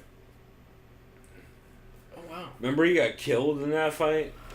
I remember the Andrew Sanchez fight where this dude was wrestle fucking him and then he just had an adrenaline rush and just knocked him the fuck out. Well, that was the same with Hector Lombard, too. It was Hector Lombard gas, and then he had a big win. But Thiago Santos beat the shit out of him for the first round. Anthony Smith looked like he was going to start coming back, and then in the second round he got beat the fuck up again.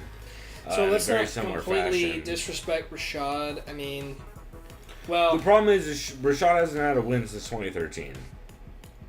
I know he had that long injury layoff for 2 years with his knees. Yeah, but still. He came back and lost decision to Ryan Bader in 2015. Split decisions, to be fair, to unanimous. Albie and Albie and Kelly. Damn, yeah, it's back to back. Those are his recent Do you think it's showings. do you think Rashad's checked out and he's like, fuck it, I need money? I don't think that's it. I don't know what his. I don't see this same. Obviously, he's not going to be as conditioned as fit as he was before because of his health issues with his knees. Yeah, I don't. But when I was watching that fight, like, this dude's just not explosive at all. I don't like speculating about like I know what you're talking whether a about. I know what you're fight leading should to. continue or whatever, because like it never leads to anyone feeling good afterwards. But I'll just say this: if he gets brutally finished, I think he should hang him up. yeah, I'm never gonna tell dude to hang him up. But I can't. Yeah, no, I won't ever say that to someone. But it's just, I think if I was him, I would hang it up. like It's. I don't. and I don't Let me like put it saying this that. way. I do have Anthony Smith via TKO, second to third. But I would not be surprised if this went a long, slow 3 rounds. Also, that being said, I would love. Here's a controversial statement. I would love to see Rashad Evans in bare knuckle fighting. That'd be fun. It would be. I don't know that he should do it if he doesn't want to. I don't think he would, but him and Melvin Guard are like the two dudes I'm like, man. Actually, not the two, but the two most prominent ones I would think of. They'd be like, I'd like to see you do that. I know Melvin Guard has actually done some bare knuckle fighting stuff and did not do well. But matchups are all dependent on people, you know? yeah. And like if they're still looking for fights, I will watch them fight. I'm a fucking idiot. I'll watch fucking Tito Chuck 3 if I have to. I don't prefer it, but I would watch it. Hashtag would watch. Anyway, speaking of fucking depressing fights, hashtag would watch. Yeah. This is maybe the worst fight of the weekend, including. Oh, this is the worst fight in the card. No, the card, but I'm saying like KSW might have better fights than this. Oh yeah, I wouldn't doubt up and it. down from So top to let's bottom. let's enlighten everyone who's listening and saying who the fuck are they talking about. We have Rashad Daywalker Coulter, and he does not look like Blade. Sorry to disappoint any Blade fans out there. No. He's going up against Chris De La Roca. That's right. I remember seeing this guy in a very bloody fight. Yeah, he's 4-2. Dana White? Nope. Nope, it was UFC. It was in a prelim. Oh, and it was against Daniel. It was Milstead. No, it was Milstead, and that was a MMA Depressed kind of fight. If I remember. Oh yeah, It was bad. Yeah, that you know is what? exactly the show. You know what? And now that I remember that, I'm actually gonna go with Daywalker because he was actually at least hanging and banging against Ty before he got knocked the fuck out. So yeah, you know what? I don't give a fuck. I don't mean to be so premature and want to skip through this, but this is one of those depressing kind of fights where, you know what? I'm going with the fake Blade here. No, yeah, And I'm going via just decision because it's gonna be them just huffing and puffing at each other, and he's just gonna land more cleaner shots on De La Roca, and he's gonna get and De La Roca's gonna gas out, and he's like, okay, bye. It might be Hocha. Hocha? If Is you he click on Brazilian? him, I Is he think he's Brazilian? He's probably Brazilian. Brazilian. Actually, you know what? I do remember someone saying that. My apologies to. Where's he at? Nope, it's Roca. So, like Zach De La Roca, the lead singer of Rage Against the Machine. Just kidding. Sorry for the shitty, trying to be fucking hip with that, but you know. Well, so here's the problem. Wait, no. Is this right? Is that the right dude? Wait, what? It is Chris De La Roca. I was thinking Charles De La Roca. Oh, that is another guy. I think Charles De La Rocha is the De La Hocha is the Brazilian, and Chris De La Rocha is the American. Rocha. Yeah, I think it's Roca, whatever. Roca, yeah. Regardless, yeah. You No, go, I 100% have Rashad Coulter. Not for any real reason other than Chris De La Rocha is fucking 40. Wow, he's 39. And looks every part of it. And while I think both of them will be slow... To be fair, he does look younger than CM Punk. Yeah, but he doesn't look younger than Rashad Coulter. And he doesn't look like he has to get better gas tanks than Rashad Coulter in his last fight. Good point. So, I'm going to go Rashad Coulter by decision. Mostly by putting him against Cage and punching him in the head. But I would not be surprised if at some point he blasts De La Rocha with something while he's coming in and puts him out. You're missing the. Oh, excuse me. Yeah. Yeah. Or actually, no, you were in the right order. Oh, it was. Oh. No, because you're going by Wikipedia order, not yeah. by the Tempology order. Yeah, so you're good. All right, so next up we have, is this guy Ukraine or Bosnia and Herzegovina? Hover over the flag. Yeah, Bosnia and Herzegovina, not Nurmagomedov. Sure, whatever that means. Bosnia and Herzegovina. So we got Bosnia and Herzegovina's Mirsad Bektic, a.k.a. if you saw him during weigh-ins today, Freddie Mercury. Also, I'm never going to say any of that, but I'll definitely call him Freddie Mercury. You just call him Bosnia's, yeah. No, he's Freddie Mercs from now on. But dude, do you do what I'm saying? He looked like fucking steady Freddie Mercury. Well, you know why. He's out of I don't TriStar. And they all have the mustache right now. Shouts out to OAM. Oh, and Arnold, is Arnold Allen there too? Allen, Dude, yeah. I like it. I dig it, dude. Why Yeah. not? Fuck it. Yeah. Yeah. He's going up against Chicago's own Ricardo Lamas. Yeah. Really. Hometown fight for him. Fun matchup, too. Yeah, this will be. Last time we saw him, Mirsad Bektic. He looked on fire. He knocked a buck out of Godofredo Pepe. Before that, Killed a dude. he was beating Darren Elkins in basically 99% of that fight. of that fight. Yeah, and The guy had Darren kicked and Elkins died. went full Rocky Balboa. Basically. Pretty much, yeah. Ricardo Lamas, last time we saw him, got brutally KO'd and finished by Josh Emmett, which was a weird fight considering Josh Emmett blew weight by like 4 or 5 pounds, and then immediately got promoted to the top 5 of the featherweight division. Coincidentally enough, people who blew weight and then get blown up to their rankings, Darren Till. Mackenzie Dern? Mackenzie Dern. See how this works, guys? The rankings don't mean shit. So you're saying Romero's number 1 after this weekend?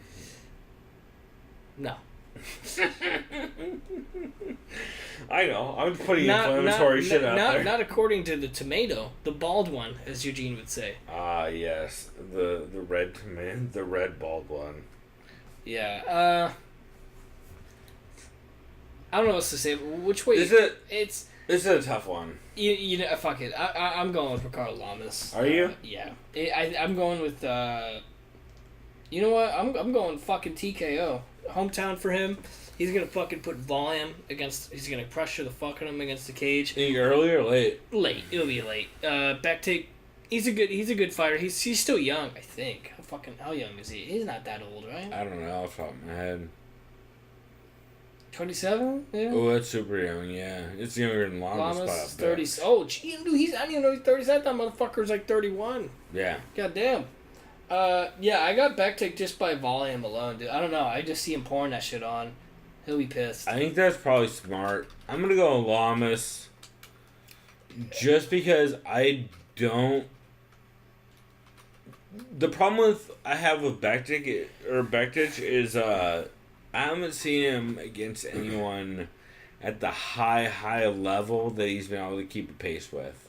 Yeah. If you go back over to his recent fights, he was able to hang with Godofredo Pepe, but Godofredo Pepe fades late. Darren Elkins, he had a problem with.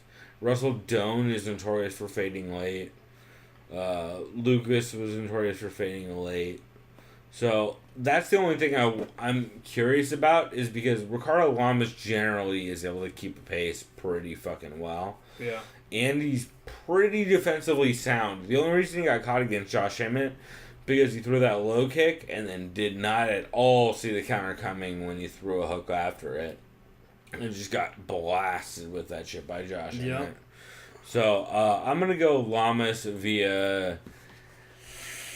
I would almost say TKO ground and pound, but I'm going to say decision. But I would not at all be surprised if I was wrong in that. Because Bektic, I fuck up that It dude's is Bektic, name. yeah, you're right. I fuck up that dude's name so bad. Just call him Mercer. Is very, very talented, and he's a potential top of that division going forward. I just don't know if he's there yet, and I think Ricardo Lamas is a big step up in competition. So next up we have a strawweight bout between Claudia. Claudia Gadelha going up against the former strawweight champion Carla Esparza, aka the Cookie Monster. That's right.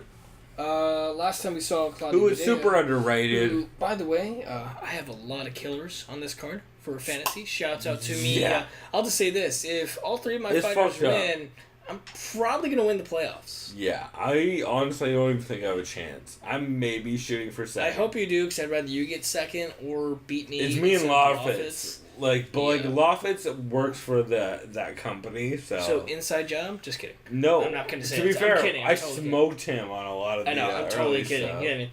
That's if I was like in last place in sour grapes. And to be fair, Lawfitz is a fucking very cool dude, so shouts out to that Claudia Gadelha, last time we saw her, I actually didn't see this fight.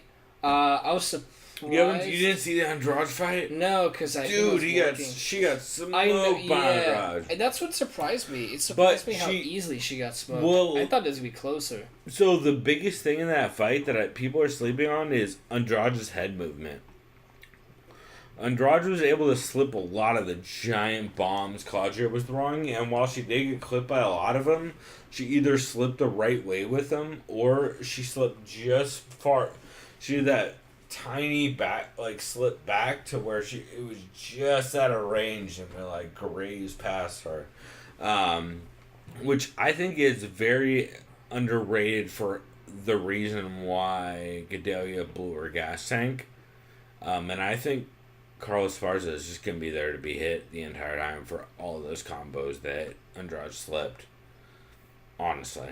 I just don't see a way in which Carlos Esparza's head movement has gotten to the point of Jessica Andrade's. And Jessica Andrade got fucking bombed on for a good part of that first round. So I think if Carlos Esparza's in that same place, I got to give it to Claudia Gadelha via TKO round I agree one. 100%. I'll just say this. I'm a little biased because I have Gadelha in fantasy. I'm going with her because I'll be honest, I think she's actually besides Third. Rose, she's arguably the most overall talented I would skill-wise. argue Andrade is above her. Coming off the win over her. Yes, that's fair because she beat her in that fashion. Clearly. And dominantly. If Gadelha had a better gas tank, she may have beaten Joanna in that second fight. True. Like, she You know what I mean? definitely Like, in you see where I'm that coming mix. from? Based on her versatility with her And- strike, her grappling is fucking great. And she's such a different style matchup than Joanna. Like, who knows how she would match up against Rose, you know? I'll say this about Cookie Monster: she looked great against Cynthia Calvillo. Looks super good. Smoked I know her. a lot of people actually had Calvillo in that because I of the did. hype train. I think Yeah. I did too, actually.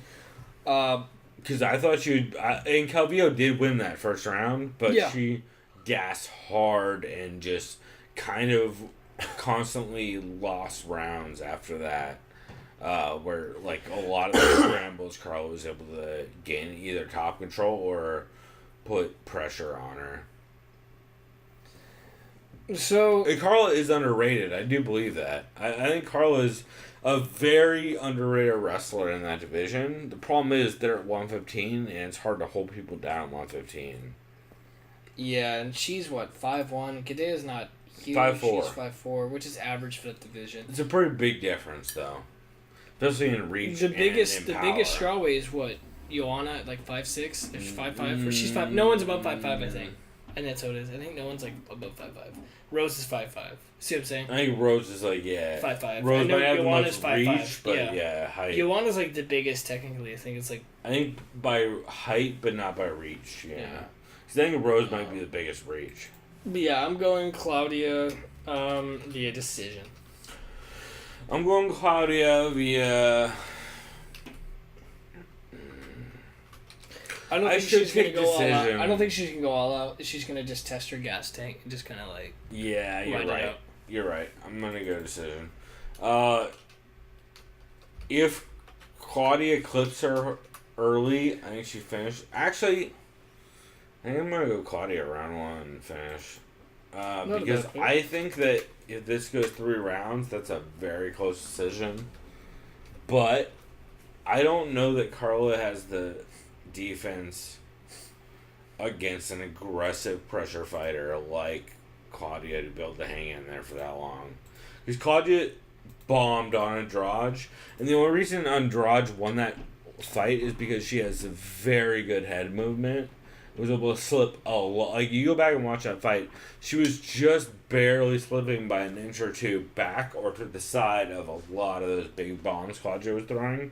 And Esparza's never had that head movement. She's always kind of stayed on the center line and eaten a lot of big shots. So, yeah, I'm going to go Gedalia via early TKO, but again, I would not be surprised if Carla got slick and was able to win this fight via a long grappling decision. So next up we have a very intriguing matchup, a heavyweight matchup between, and his picture does some justice for his former self, Uberim. Mm-hmm. Very terrifying. Alistair, I know he was called the Ream, but now I believe he's the Demolition Man. Sure. That's what Rogan called him. Ooh, Today. Demolition Man is going up against youngster up-and-comer Curtis Razor Blades. Wow, they had his... I don't know whose age is right. They said he's only 25, but here it says he's 27. Who fucking knows? Oh, you said Curtis Blades. I thought you were saying Alistair Overeem is 27. No, I have a heart attack. Yeah, I was It's like, gonna if say, he's 27... He's a vampire. He's a vampire. Yeah, I was going to say, if he's 27, I started watching him fight at 9. Yeah. Yeah, he was a youngin'. Yeah. Alistair Overeem, last time we saw, unfortunately, almost died in the octagon. Not really. Kind of looked like it, though, against Francis Ngannou. That was emotionally, yeah. That was really bad. His toes were curled up for a good 5 minutes. It was rough, yeah. Yeah, I felt really bad for him, though. No one should have to go through that. To be fair, he looked super okay in that fight up until that point. Yeah, he It was wasn't just afraid. one exchange that he leaned 100% the wrong way into a wild, weird uppercut. It's like a backwards looping uppercut. Not even that, it was just like, it's like that. It was like a sloppy hip throw uppercut. Before almost dying against Francis Ngannou, he beat Fabricio Verdum, and he knocked the fuck out of Mark Hunt, which not a lot of people can say they did that. Oh shit, we're talking about Curtis Blades, not No, we're talking about Alistair. Alistair. Oh my god. Sorry, I didn't mean to confuse the I fuck thought out of we you. would have... How long ago was this fucking Stipe fight? Jesus Christ. Yeah, He's 2 years fought ago. twice Almost 2 since years then. ago, yeah. No, he's fought 3 times, Oh, man. 3 times. He fights a lot. Wow. Overeem loves to fight. So I He's guess... Dutch, man. He can't help it. Having seen every one of these fights, I'm surprised every one of these fights has happened since then. To be honest, I'm surprised he's still fighting. No disrespect, he has a very decorated career, but he's 38. Again, I would argue... Does he look 38? this- I can't really tell. He looks still kind of youngish. Well, I mean... Yeah. They don't call it growth hormone.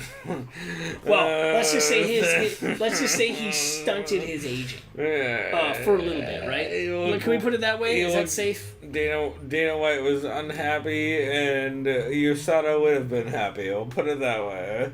But he's not as old as he should appear based on his how long he's been fighting. Right, something like that. Something like also, to be fair, Duda does have very good defense relatively to that division. Yeah. Because like heavyweight defense is a different kind of defense than flyweight defense. You know what I'm saying? Oh, of course. I mean, if you ask me, some of them put their hands up at flyweight. The current champ. If you ask me, the current champ has the best defense out of everyone. Flyweight? No, the current heavyweight champ, Stipe. Oh, I'm in DJ also. No, I know you're comparing defensive styles, like the way you fight defense above. Well, that's my point though. Is actually you made a great point.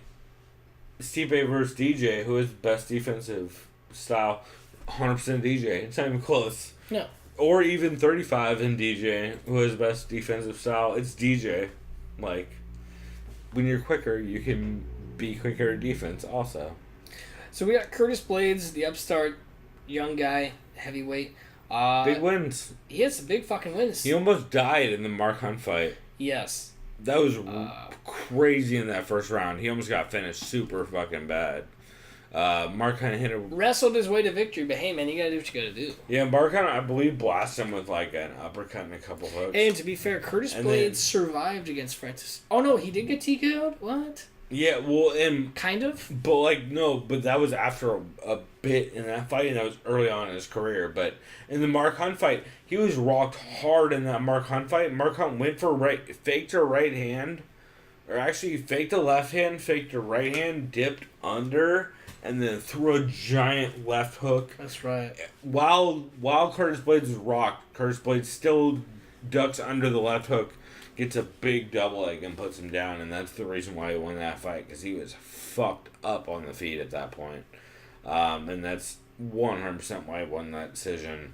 Dude has super slick takedowns. I'm taking Curtis Blades for that exact reason. Oh, I'm taking him too. The only thing that worries me is if Curtis Blades at all gets into the clinch with Overeem, he's fucked. Yep, because those dangerous fucking knees. That's how Mark Knees Hunt and elbows.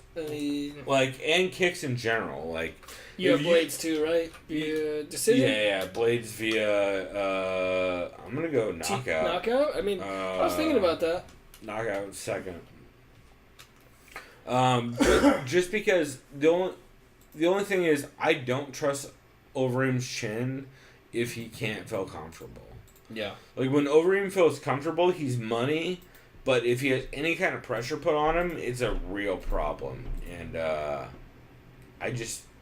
I worry about how he's going to deal with that pressure and how well Blades is going to be able to not get caught. So I wouldn't be surprised by the decision, but definitely going TKO Blades early.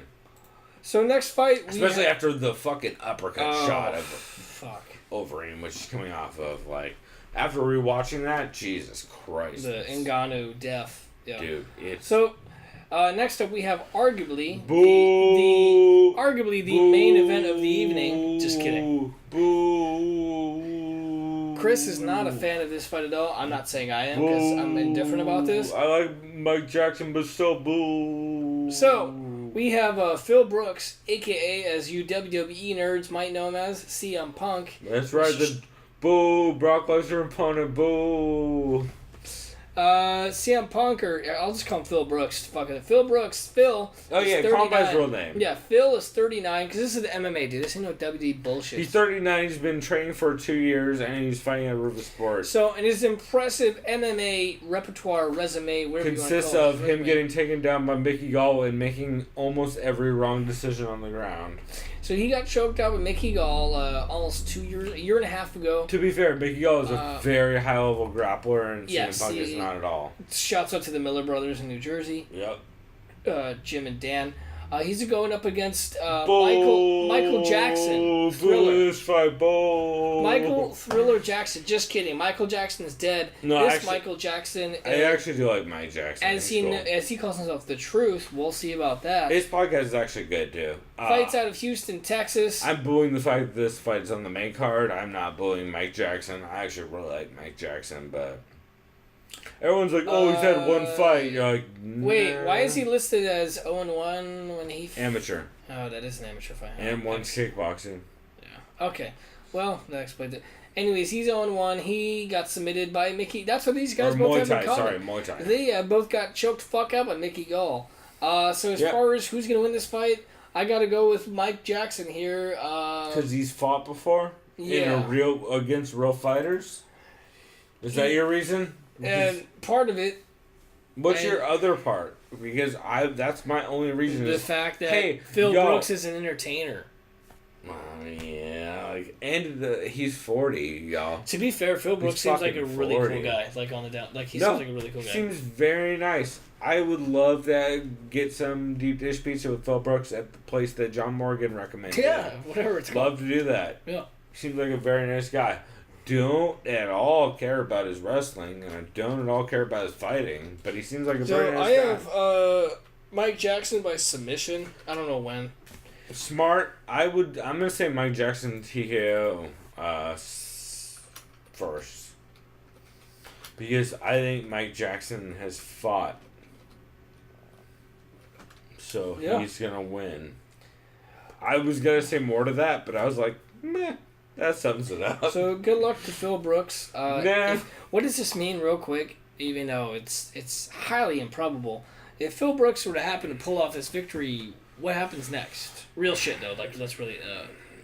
Fuck it. Say he wins. What happens? Like, what is he? Who does he even fight? Another 0-1 guy? Do you want the real answer, or do you want a fun WME answer? Let's do real answer first. Real answer? He doesn't. Yeah, that makes sense. Because it's like, oh, I'm satisfied. I know that I can go into the octagon and win. He won. I conquered my fears. You're not going to do better than winning one fight. Yeah. At least on the UFC. And he'll go out on a high note. And good for him. Fuck it. Yeah. Why not? You want the fake answer? Yeah, what's the fake answer? Greg Hardy. No, I know. He's like 200 pounds heavier. Is this in the next WrestleMania? Like, what's going on? He fought Brock Lesnar before, bro. You can totally fight Greg Hardy. Hey, just like John Nash said, you're onto something here. Yeah. So, hence why I called it a fake answer. But to be continued. Yeah. No. By the way, anyone betting on CM Punk? I hope that's your like throwaway money. No, I lost all faith in you as a fucking mark. Like, You're a shill. I hate to blow up Gabe Killian right now on this, but like, dude, I know you're Gabe Killian, very funny comedian.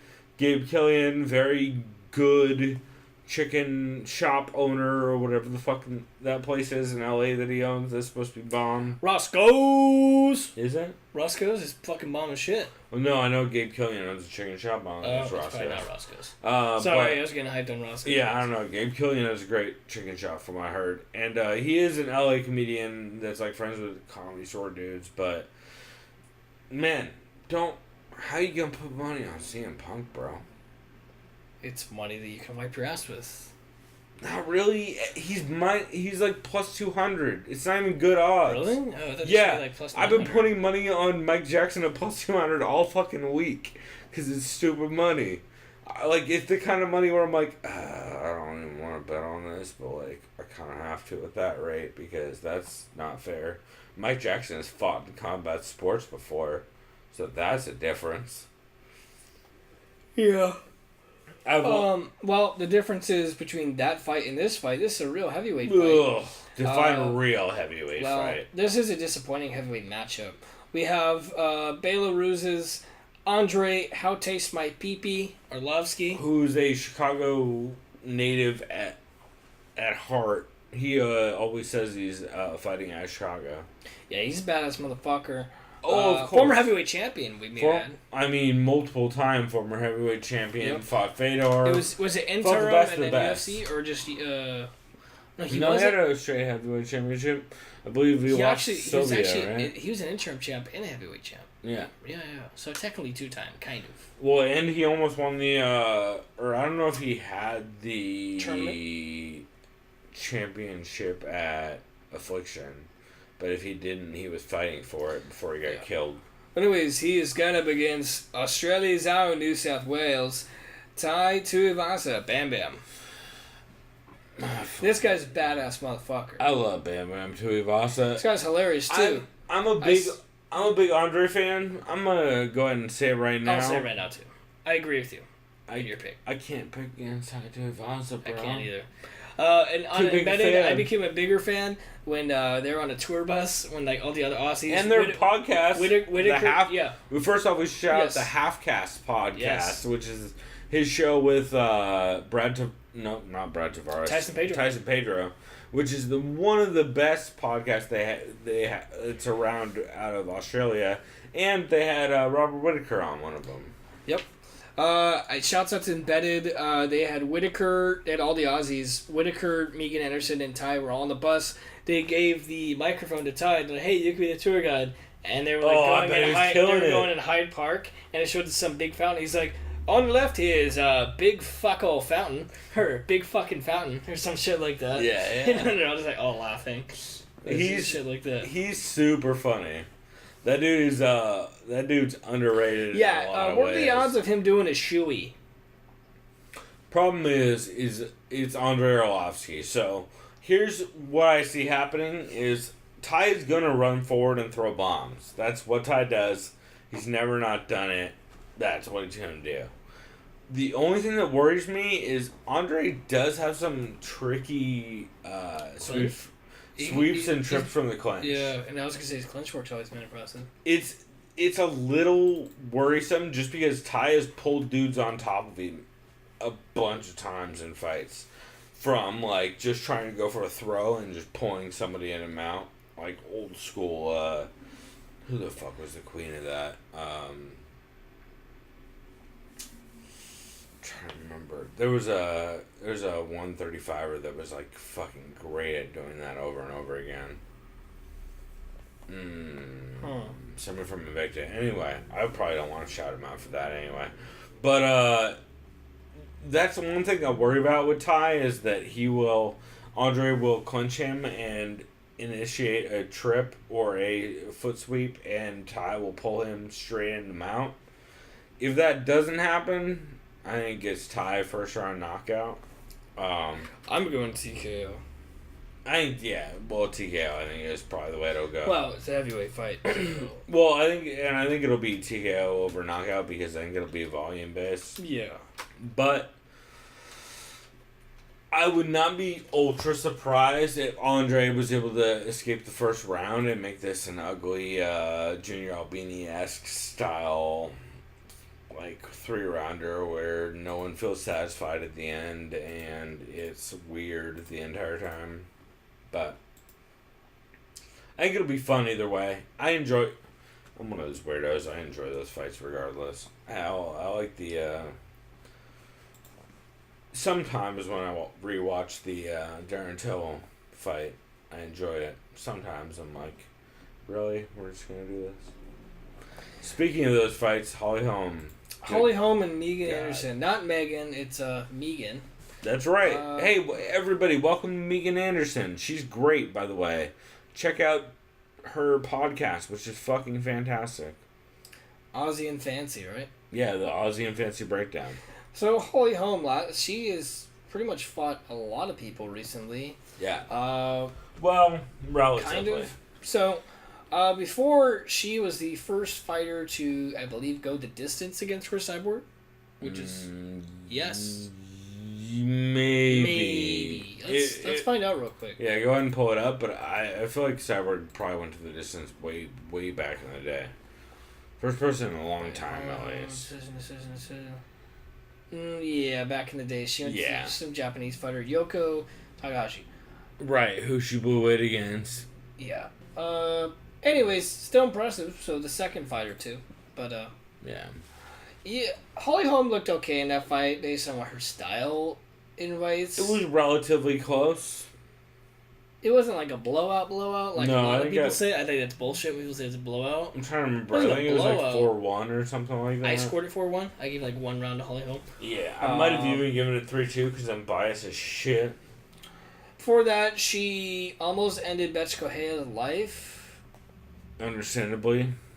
Before that, she... Well, to be fair, a lot of that fight was hot garbage up until she smoked Betch Correia with a head. Before that, she lost a unanimous decision to... Very close unanimous. Which was bullshit because of those after the bell strikes. I don't like talking about this fight. So, before that, she lost a unanimous decision to Valentina Shevchenko. And before that, she got choked out in a fight that she was winning pretty much 90% of the time. Yeah, 95. So yeah, Holly Holm is pretty much down to fight anyone. Underrated for sure, and like she's pretty much still in the prime of her career. I think. I mean, basically. That's the debate, right? Is like go back to Holly Holm because I hate to do this, but scroll up the age. She's 36. She's like a 36 that's been around for a long time though. Yeah. Because she boxed for... Professional boxer for a long time. Years before she came She was like fucking 18. She was like been professionally boxing. So, that's the only thing that makes me curious. Because Megan Anderson, you look super young. She's 28. And the big question about Megan Anderson is how does she handle the layoff and how much has she improved? Because she improves every fight and she's had a long time off. To where all she had to do was focus on getting better. And you have to figure she's facing a striker either way. Whether it's Holly, whether it's Cyborg, whether it's... Yeah, that's a great point. Counter-Striker specifically. I'll say this right now. It sounds crazy. I'm actually going Megan Anderson. Really? I know Holly Holm is a Counter-Striker, and she adjusts well to like the pressure fighting of people coming forward. But Megan Anderson's way fucking bigger than her. Huge. Way bigger than her. Got an easy probably 30 pounds on her, or at least 20. Because Jermaine Durandamy was a little bit bigger than Holly Holm, and she didn't really respond to that kind of volume. It was a closer fight. It was a very fun, close fight. And I see why some people scored a draw or barely in favor of Holly. Yeah. But what I see happening is it's only... But she got muscled around It's a 3-round fight, man, and Holly likes to play her game. She's a good counter-striker, but I don't think it's going to be enough. I think she's going to play the chess game too much, and I think Megan's going to just kind of squeak out. Like, I don't know. I feel like it's kind of, honestly, maybe like a boring fight. 5 rounds? Or 4 rounds? I wish this was a 5-round fight. It should be a 5-rounder, you're right. It's not fair. If it was 5 rounds, I'd probably go towards Holly, because then that's when she starts warming up more. Yeah. I think in a 5-rounder, you have to take Holly. Yeah. I'm going Megan, I'm going Anderson because it's a 3-rounder. That's why. It's just like, she's just going to squeak out. She's just going to squeak out the decision based on just significant strikes because she's just going to pour in volume. Is Holly Holm no one's going to get finished. Fuck no. No, it's just going to be one of those like little... Maybe. I doubt it. I don't know. I don't fucking know. I don't know, man. You've started to turn the tides for me for... Were you kind of thinking Holly originally? Yeah, so my original thoughts are Megan's not going to have any answer to Holly being able to step off constantly and hit the left hand down the pipe. Because Megan pressures... I remember the side kicks, though, too. Fuck, the body kicks. Well, so that's the thing, is, like, Megan pressures well, but Megan pressures well because she's wild, too, huh? normally much bigger, and because she can just kind of walk girls down. Holly is the best when you walk them down. Like, when you walk Holly down, that's her best moments have always been when she's getting pressured heavily by bad footwork. So unless Megan's able to stay on the outside of her lead foot the entire time, so they're an opposite stance matchup, I believe. Because Holly's southpaw and Megan, I believe, is ortho. I'm pretty sure. Don't say on here, huh? I don't think so. I'm pretty sure she's southpaw. I'm pretty sure. Well, I know Holly's southpaw, but I'm pretty because she hit the left high kick on Ronda. But I'm pretty sure Megan's orthodox. So that's the one thing I worry about is like. If Megan Anderson's getting killed with body shots and head kicks early, just even to keep her hands up, it's going to take a lot of energy out of her just blocking head kicks and body shots. That being said, man, Megan just kind of walks girls down and doesn't give a fuck. And, like, Holly doesn't respond great to being pressured that kind of way. She's never she doesn't really get finished that way. She just kind of doesn't do well when that happens, so it's a really tough pick for me. I'm really not sure whether she's going to. So which way are you thinking? I don't know, man. I'm having so much trouble with this. Draw and say fuck it, but draws and 3-rounders aren't really that often. No, it won't be a draw. It's gonna be close as shit. I'm definitely going decision. I'll tell you that much. I'm gonna take a Holly. You're gonna stick to your guns? Yeah, I'm gonna take a Holly decision. I think it's not gonna be necessarily the right decision, but I think Holly's gonna make enough noise and what happens here, by the way, in this feather division is pretty much still nothing, right? I mean, it's like, yes, Megan made her UFC debut. Like, Megan has to get this win, or else Cyborg has no one to fight. Yeah. Like, and it's. I don't understand why they. Doesn't Cyborg kind of just still murder me? It makes zero. I think she kind of murders anyone. So. Well, it makes zero sense why they made the Holly fight. Like, I don't know. The second I heard that made, I was like, number one, I think it's not a great matchup for Megan. Number two, just like style wise, I'm not saying she can't win. I'm just saying like style wise, not a great matchup. And number two, why? What does it do for the division? There's fucking 3 people there, and one of them doesn't want to be there. Why would you do that? You know? Yeah. I don't know. So anyway, let's get to the real fights on the card. Not that Megan Anderson. Shouts out by the way to this guy. This guy's sponsor back in the day. That's pretty fucking great. Condom Depot. Dude, Condom Depot was the jam back in the day. Yeah, everyone's getting sponsors. Dude, I hit up Condom Depot on the regs, bruh. I pay him with this. Out of his spec. So we got Rafael dos Anjos, RDA, as we commonly know him as, the former lightweight champion. He's been looking fucking fantastic at welterweight since he's gone up. Absolutely. No cardio issues. He's going up against the new breed of villain, Colby Chaos Covington. Well, we know he's not really a villain, but that's his shtick, so stick with it. Colby Covington is who he's going up against, the NCAA All-American wrestler, very talented wrestler. You guys are hearing Chris react to my faces I'm making while he's saying shit like this. We're like, are we really gonna call him the fucking new breed of villain? Like he's a fucking Marvel character. He's a copy pasta. Oh my god. He's a copy pasta. He's like if there's a budget version of a fighting game that had really awful. No, you know what it is? He's like Colby, the Tattoo Assassins version of Colby Diet Chael. Yeah. Well, it's like if you were to take a real version of a Street Fighter character and make the weird shitty Tattoo Assassins version of it. Yeah. Where there's like, oh, he pukes beer and says 4 lines about Trump the entire time. Pretty much. So, RDA, Rafael dos Anjos, last time I saw him, holy fuck. To be fair, they're both very good, too. Oh, yeah. These are 2 of the top welterweights in the world, 100%. Last time I saw RDA, he put a beating, it was a unanimous decision, on Robbie Lawler. Yeah, but that beating was crazy. The way he put that on Robbie. And for those who don't know or are unaware, this is RDA's second fight with new head coach Jason Perillo. Yep. RDA relocated down more south, went from LA. Not that much more south. Like an hour away. Like, not even that. Because Jason Perillo... He's in Costa Mesa. Yeah, which is right next to Irvine. But Kings wasn't that high in LA, that was in though. Newport, huh? Yeah. Or, so you're right. I don't know if they're Newport, but they're like... Venice Beach. They're closer to Venice Beach than they are to... So maybe like 45 minutes LA. down south in the OC. Anyways, RDA's been looking like a fucking killer at welterweight. And he moves around a bunch too. Like he goes to checkmate and all that. Colby Covington, however, has also been doing great. He mainly got the shot based on just talking like an asshole. Yeah. For that, he had a very impressive victory. It was very impressive against Damian Maia. Dude, look at that last 3 wins and then ask why he's fighting RDA. Yeah, right. It's just Damian Maia. And the theatrics. Well, because, like, as much... Dude, I've been a fan... And for those who can't see this, before Damian Maia, he beat Stun Gun, Deon Kim. Before that, he beat Brian Barberena. And before that, he knocked out Max Griffin. And the thing is he 100% earned every part of that. But, if you scroll back down... Who the fuck has gotten a title win off of a win over Dong Kim in the last 10 years?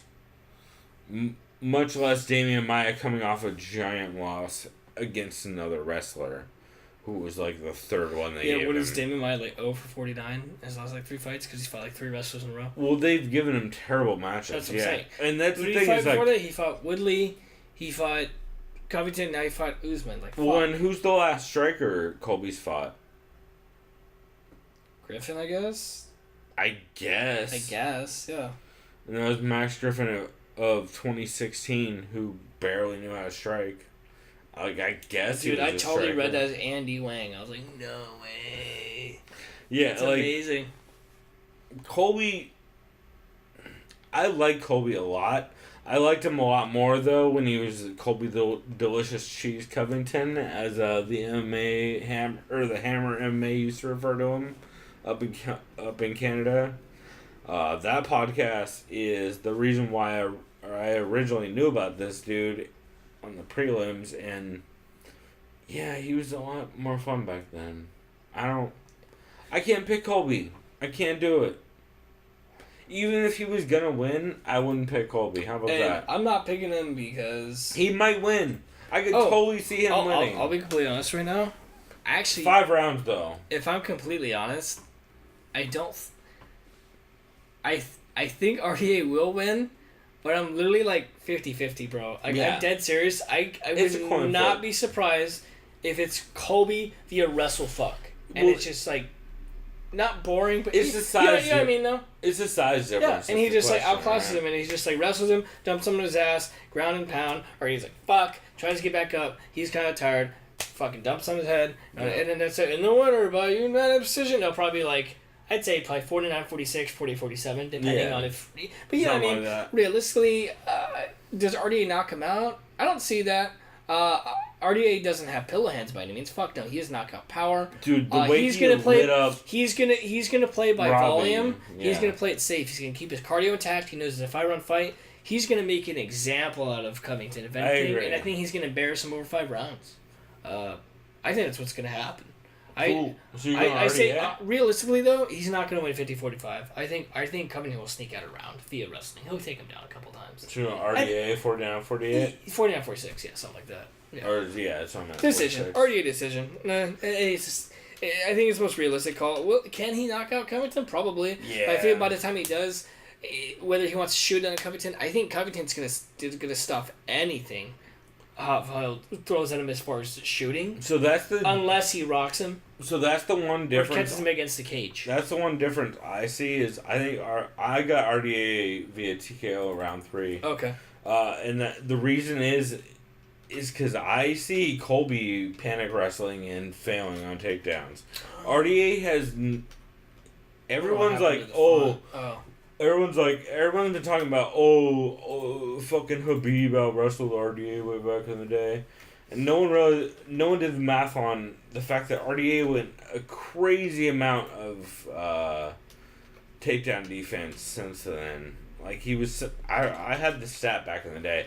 It was like 20 or 30 and 0 for, or 20 for 20 or 30 for 20 or 30 of takedowns defended. Like after that Habib fight, he stopped like 4 or 5 dudes every one of their takedowns in a row for a couple fights back to back. So I will be surprised to see if Colby's able to take RDA down, much less do any damage on the feet that isn't superficial. So I think Colby fades hard on failing on takedowns. I think Colby ends up getting lit up via body shots and headshots in the third. Dude, what do you think happens to Colby? Does he still fight a top guy? Probably. He should, but he should not be fighting the champ. Yeah, no. I I almost feel like they give him to Darren Till. Well, no. Well, if I'm decision maker, Yes, I say Darren Till they won't do it. middleweight, but that's just me. Well, they also won't give Darren Till a wrestler. And that too. Because Conor McGregor. Yeah. Like, you don't give strikers with promise wrestlers anymore. No, because Covington would literally just wrestle fuck Till. Well, it's the same reason why they never gave Conor Frankie. Yeah. Honestly, I know everybody hates that fucking commentary, but it's real. It's real. 100%. Like, they avoid... If the UFC thinks they can make money off a striker, they keep wrestlers the fuck away from them. Yep. That's why Usman wants Till. Right, and that's why the UFC wants nothing to do with that shit. No. Yeah. Because Usman fucking kills Till and kills Colby. Like, neither one of those dudes want anything to do with Usman. And Usman, I think, easily smashes all those dudes. Woodley would be a fun fight. Maybe? No, I think Woodley Usman is probably the best fight you can make in that division. Yeah. But it's going to look like a Jake Shields fight and everybody's going to hate it. Oh, of course. All the casuals hate Which, it. like, I don't really care, bro. So, anyways, here's the main... Well, it's still the main event, but it's not theoretically the title. It's not for the title. So So, this is a fucking bummer. As far as we know, it's the main event. Let's clarify this even further because... So we have Australia's Robert Whittaker, the defending, reigning middleweight champion in the UFC, going up against Cuba's Yoel Romero. I was more excited for this fight when Yoel was not 100 or 205er. Yeah. So I'm just gonna say this: even if Yoel made weight, I had Bobby Nux in this I fight. did too. 100%. And I'm sticking with my guns. I'm going Bobby Nux. I am too. Be a decision again. I think it's actually gonna pretty much go the same way the first fight went. If you I gotta finish. Finish? Because you did look pissed. You look fucking mad. Well, I think it's a finish because, number one, he's been calling for a finish. But more importantly, Yoel blew weight and had to still try and make weight. And I heard the commission stopped him, not his doctors. See, I fucking hate that shit, dude. I do too, but that also means that, like, Yoel was hurting in that cut. And I think, we all know Bobby Knuckles. He has mad cardio, and that's 0% where I figure that Yoel's weight cut is going to factor in at all. So, yeah, I've definitely got Bobby Knuckles via probably third round TKO. Just off volume and pressure, and Yoel gassing so fucking hard. But to be fair though, there's a lot of this card that I'm not sure at all about. I would say the two fights I'm most sure about is Mike Jackson #1 and Robert Whittaker #2. Yeah. It was like, if I was to pick a parlay. I'd say Claudia, which is, by the probably way, #2. Ooh, Claudia's up there, yeah. Yeah. Just because that's a bad matchup for Esparza. Yeah. But yeah, I'm genuinely excited for it though. I think it should be fun. Real quick too, and I know Heavy Hands talked about it. I think it was them. They said if Colby wins, it's kind of good. Oh god. It's good for the UFC, and only for who, right? Guess who it's really good for? You guys, my self-esteem is dying right now. But guess who I'm it's melting good into for? it's good for Trump. No, fuck Trump. It's good for Tyron Woodley, because guess who's the good Good for Doug Crosby. Guess who's the good guy? Tyron. That's true. We did talk about that. I'm telling you, bro. It's almost if like... If Tyron does fight Woodley, it would be... If he fights himself. He just Sorry, said if Tyron sorry. fights Woodley. If That'd be a Tyron little fight- tough to pull off. If Tyron fights Colby, he will be the most cheerable champion of all time, arguably. Oh, yeah. Even though people don't even like Tyron, but like fucking Colby. If Colby wins his belt and Tyron has to fight him, you're gonna get Tyron being real likable. Because he's gonna...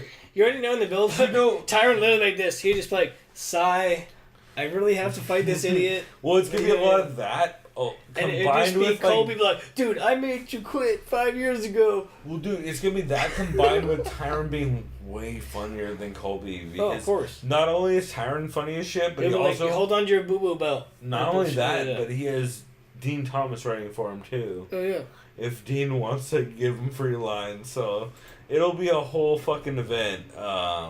So I'll just say this. We both think RDA will win. Yeah. That will be the more fun matchup to watch, him against Tyron. By the way, I have Tyron in that fight. Let's be honest. I have Tyron pretty much against anyone in that division, except for maybe Usman. Yeah. Actually, I still have him against Usman. Who the fuck am I kidding? Usman... I'm sorry. I still have Tyron. I do too, Usman, but that's the one I'm most interested in. Yeah. You know what that I mean? or Whittaker. Yeah. If Tyron, and I think this is what really is going to happen, RDA wins. I think Tyron beats RDA. I think he knocks him out, actually. I'm going to fuck. I think I can see that. I see he TKOs him. What happens It'll be a is fun fight, he'll though. be like, oh, there's no one else to fight except maybe like if Darren Till, if he even makes weight again. It would draw... If he makes weight. It would draw Tyron into an actual fight, though, against RDA. Yeah, that's true. Like, but fuck it. Say he goes. You can't sit on the outside and not throw volume against Sure. RDA. You'll lose. And say this. Say Tyron does go to 185. Who do you give him? I say Gaslam. Get that rematch going, baby. Let's fucking go right off the bat. That's the go-to. I almost like no, Gaslam you know what? that. Though they're so desperate for fucking pay-per-views, that it just could be the champ, whoever the champ at 85 is. Yeah. Probably Bobby Nux. Which, Would watch. Would watch. Would watch times 2. Just like how I would watch Who do you have now? I have Bobby Nux. Just like how I would have watched Kelvin Gastelum step in for the title tonight. Just like how I mentioned on when we were texting back and forth, I would have watched Bilal Muhammad step in for the title tonight if you all dropped out. By the way, who Dude, Bilal Muhammad, Robert Whittaker. Could wall you imagine fasting? that fight? Wall fasting. Dude, like a boss? Yeah, but could you imagine how dope that fight would be? Dude, if I'd win, I'd just be like, praise be to God, alhamdulillah, just Habib style. Yeah. Say, fuck all you haters, dude. Right? Like, straight up.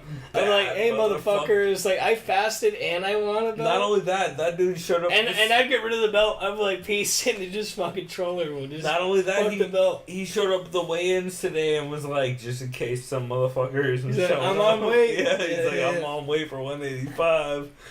Hard not to be a big Bilal Muhammad fan. Who do you have, though? Bobby Nux versus Tyron. I got Bobby Nux, dude. I don't... Ooh, Just Bobby because of his Heenan's takedown, Tyron. just his takedown defenses. Dude, if he can do that to you, well, The thing is Tyron is scary. yeah. As shit if he connects. But then again, at 185, he'd even be better because he doesn't have the lack of cardio. He's going to cut weight. Well, that's the question. Fuck. Is like, what is his But cardio? would he be massively in wrestling? undersized though? See what I mean? Because he's But 5'9". does it matter if he thinks he can push a wrestling base the entire time? That is true, because if he goes up to 185, he could just throw haymakers more. He can throw haymakers and he can wrestle more. Yeah. Which, like, if he can wrestle more, what does Fuck. that mean for I that think matchup? it's inevitable. How old is Tyron? 36? It's he goes into 180. I say he's at 185 by the beginning of 2019. Well, he's He'll have one title fight at the end of this year, and then he'll probably win, most likely. He's and then mentioned he'll just say, fuck my 185 belt. He'll just say, before. fuck my belt. He'll just vacate. And then what'll happen, this is my prediction, so... No, this totally checks out, by the way, for UFC belt. No, watch. This was got Bullshit. it. So RDA will win. RDA, in my opinion, loses to Woodley. Woodley goes, okay, I'm done. And then RDA's like, fuck. You know what I mean? The belt's gone. So then they go, okay, who fights for the belt next? This is UFC.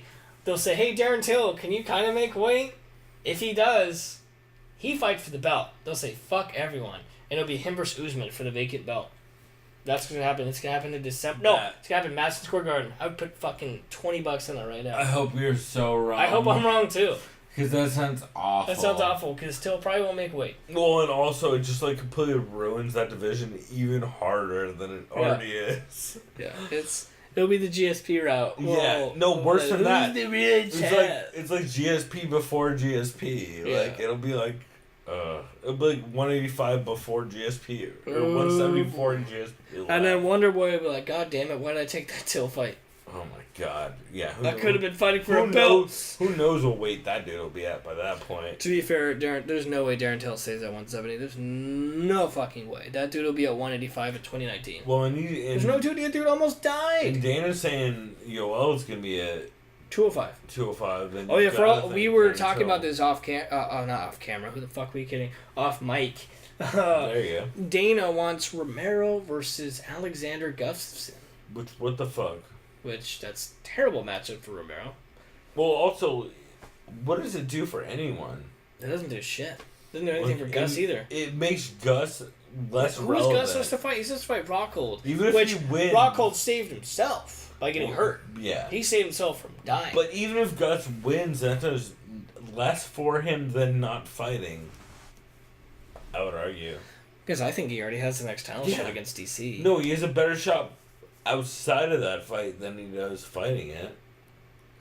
What are the odds, by the way, of John Snow Jones fighting in 2019? Probably pretty good, right? Unfortunately. I don't know. Have you seen all this? I saw that thing with Colby. That was Yeah. kind of funny, not really. No, it's John Jones. Because he's funny. calling him a liar, but it's like, dude, you're a liar too. So There's a reason why I call the real John Jones what's at sad John Jones on is Twitter. I actually agree with Colby because he's a snitch, and usually snitches tell the truth. That's why they're called snitches. Shout out to Ali Abdelaziz. AKA Robert Brighton. That's right. But you know what I mean, though? I feel like we've really gone off the rails. Yeah, for this I apologize podcast. to the real Robert Brighton. I'm sorry that you got your identity stolen. No one should have to go through that. That's true. Hey, Robert Brighton, we apologize for If Ali we ever Abdelaziz. find you, if we're ever in Colorado, we owe you a beer. No, we owe you a case of beer and Yeah. a bunch of weed because Yeah. you're in Colorado. So, Robert Brighton, look out for that because Ali Abdelaziz is a giant piece of shit, and he is the reason why we owe you beer. Yeah, pretty much. Pretty much. Also, fuck Ali Abdelaziz. Have we mentioned that yet? I don't think we have. He's an idiot. Fuck him. Cool. So, anything else you got? I guess we might as well wrap it there. I feel like we've talked about literally everything this week, but it's been a fun one for sure. And, oh boy, this card should be interesting. We're going to learn a lot about a lot of divisions that are up in the air right now. Like the 145 women's division, the 170 men's division. Dude, I'll just say this right now. The 185 men's division. Knowing how fucked things have been in MMA, not completely fucked for the past month, just with weight cut shit, I would not be surprised if tomorrow we're seeing new interim champion Colby Covington. God damn it, dude. Just how shit's been going. I would not be surprised. Don't. The MMA gods Do not care. So you've officially cursed this card again. Like it needed more curses. Well, Little B, maybe we have to tweet him. Alright, well, for sure don't call him Little B or else I don't think we're going to get a response. Lil B, however. Oh, Lil B, excuse me. Hey, I'm just saying, don't be careful with the Lil B curse. That shit is real and he already cursed MMA once recently. So, he said all of MMA is barbaric and it shouldn't exist, so we don't need any more fucking curses from Lil B. Trust me, that shit does not go well. But we will go ahead and wrap this one here. This has been a weird episode, but a fun one. Hope you guys enjoyed it. If not, you can go ahead and email the show, chris@thesoundofviolence.com. Let us know how we're the worst. You can subscribe to the show on iTunes, The Sound of Violence. Can hit us up via Twitter, tsovpod on Twitter. Check out MMApodcast.com. Check out Libsyn. Yeah.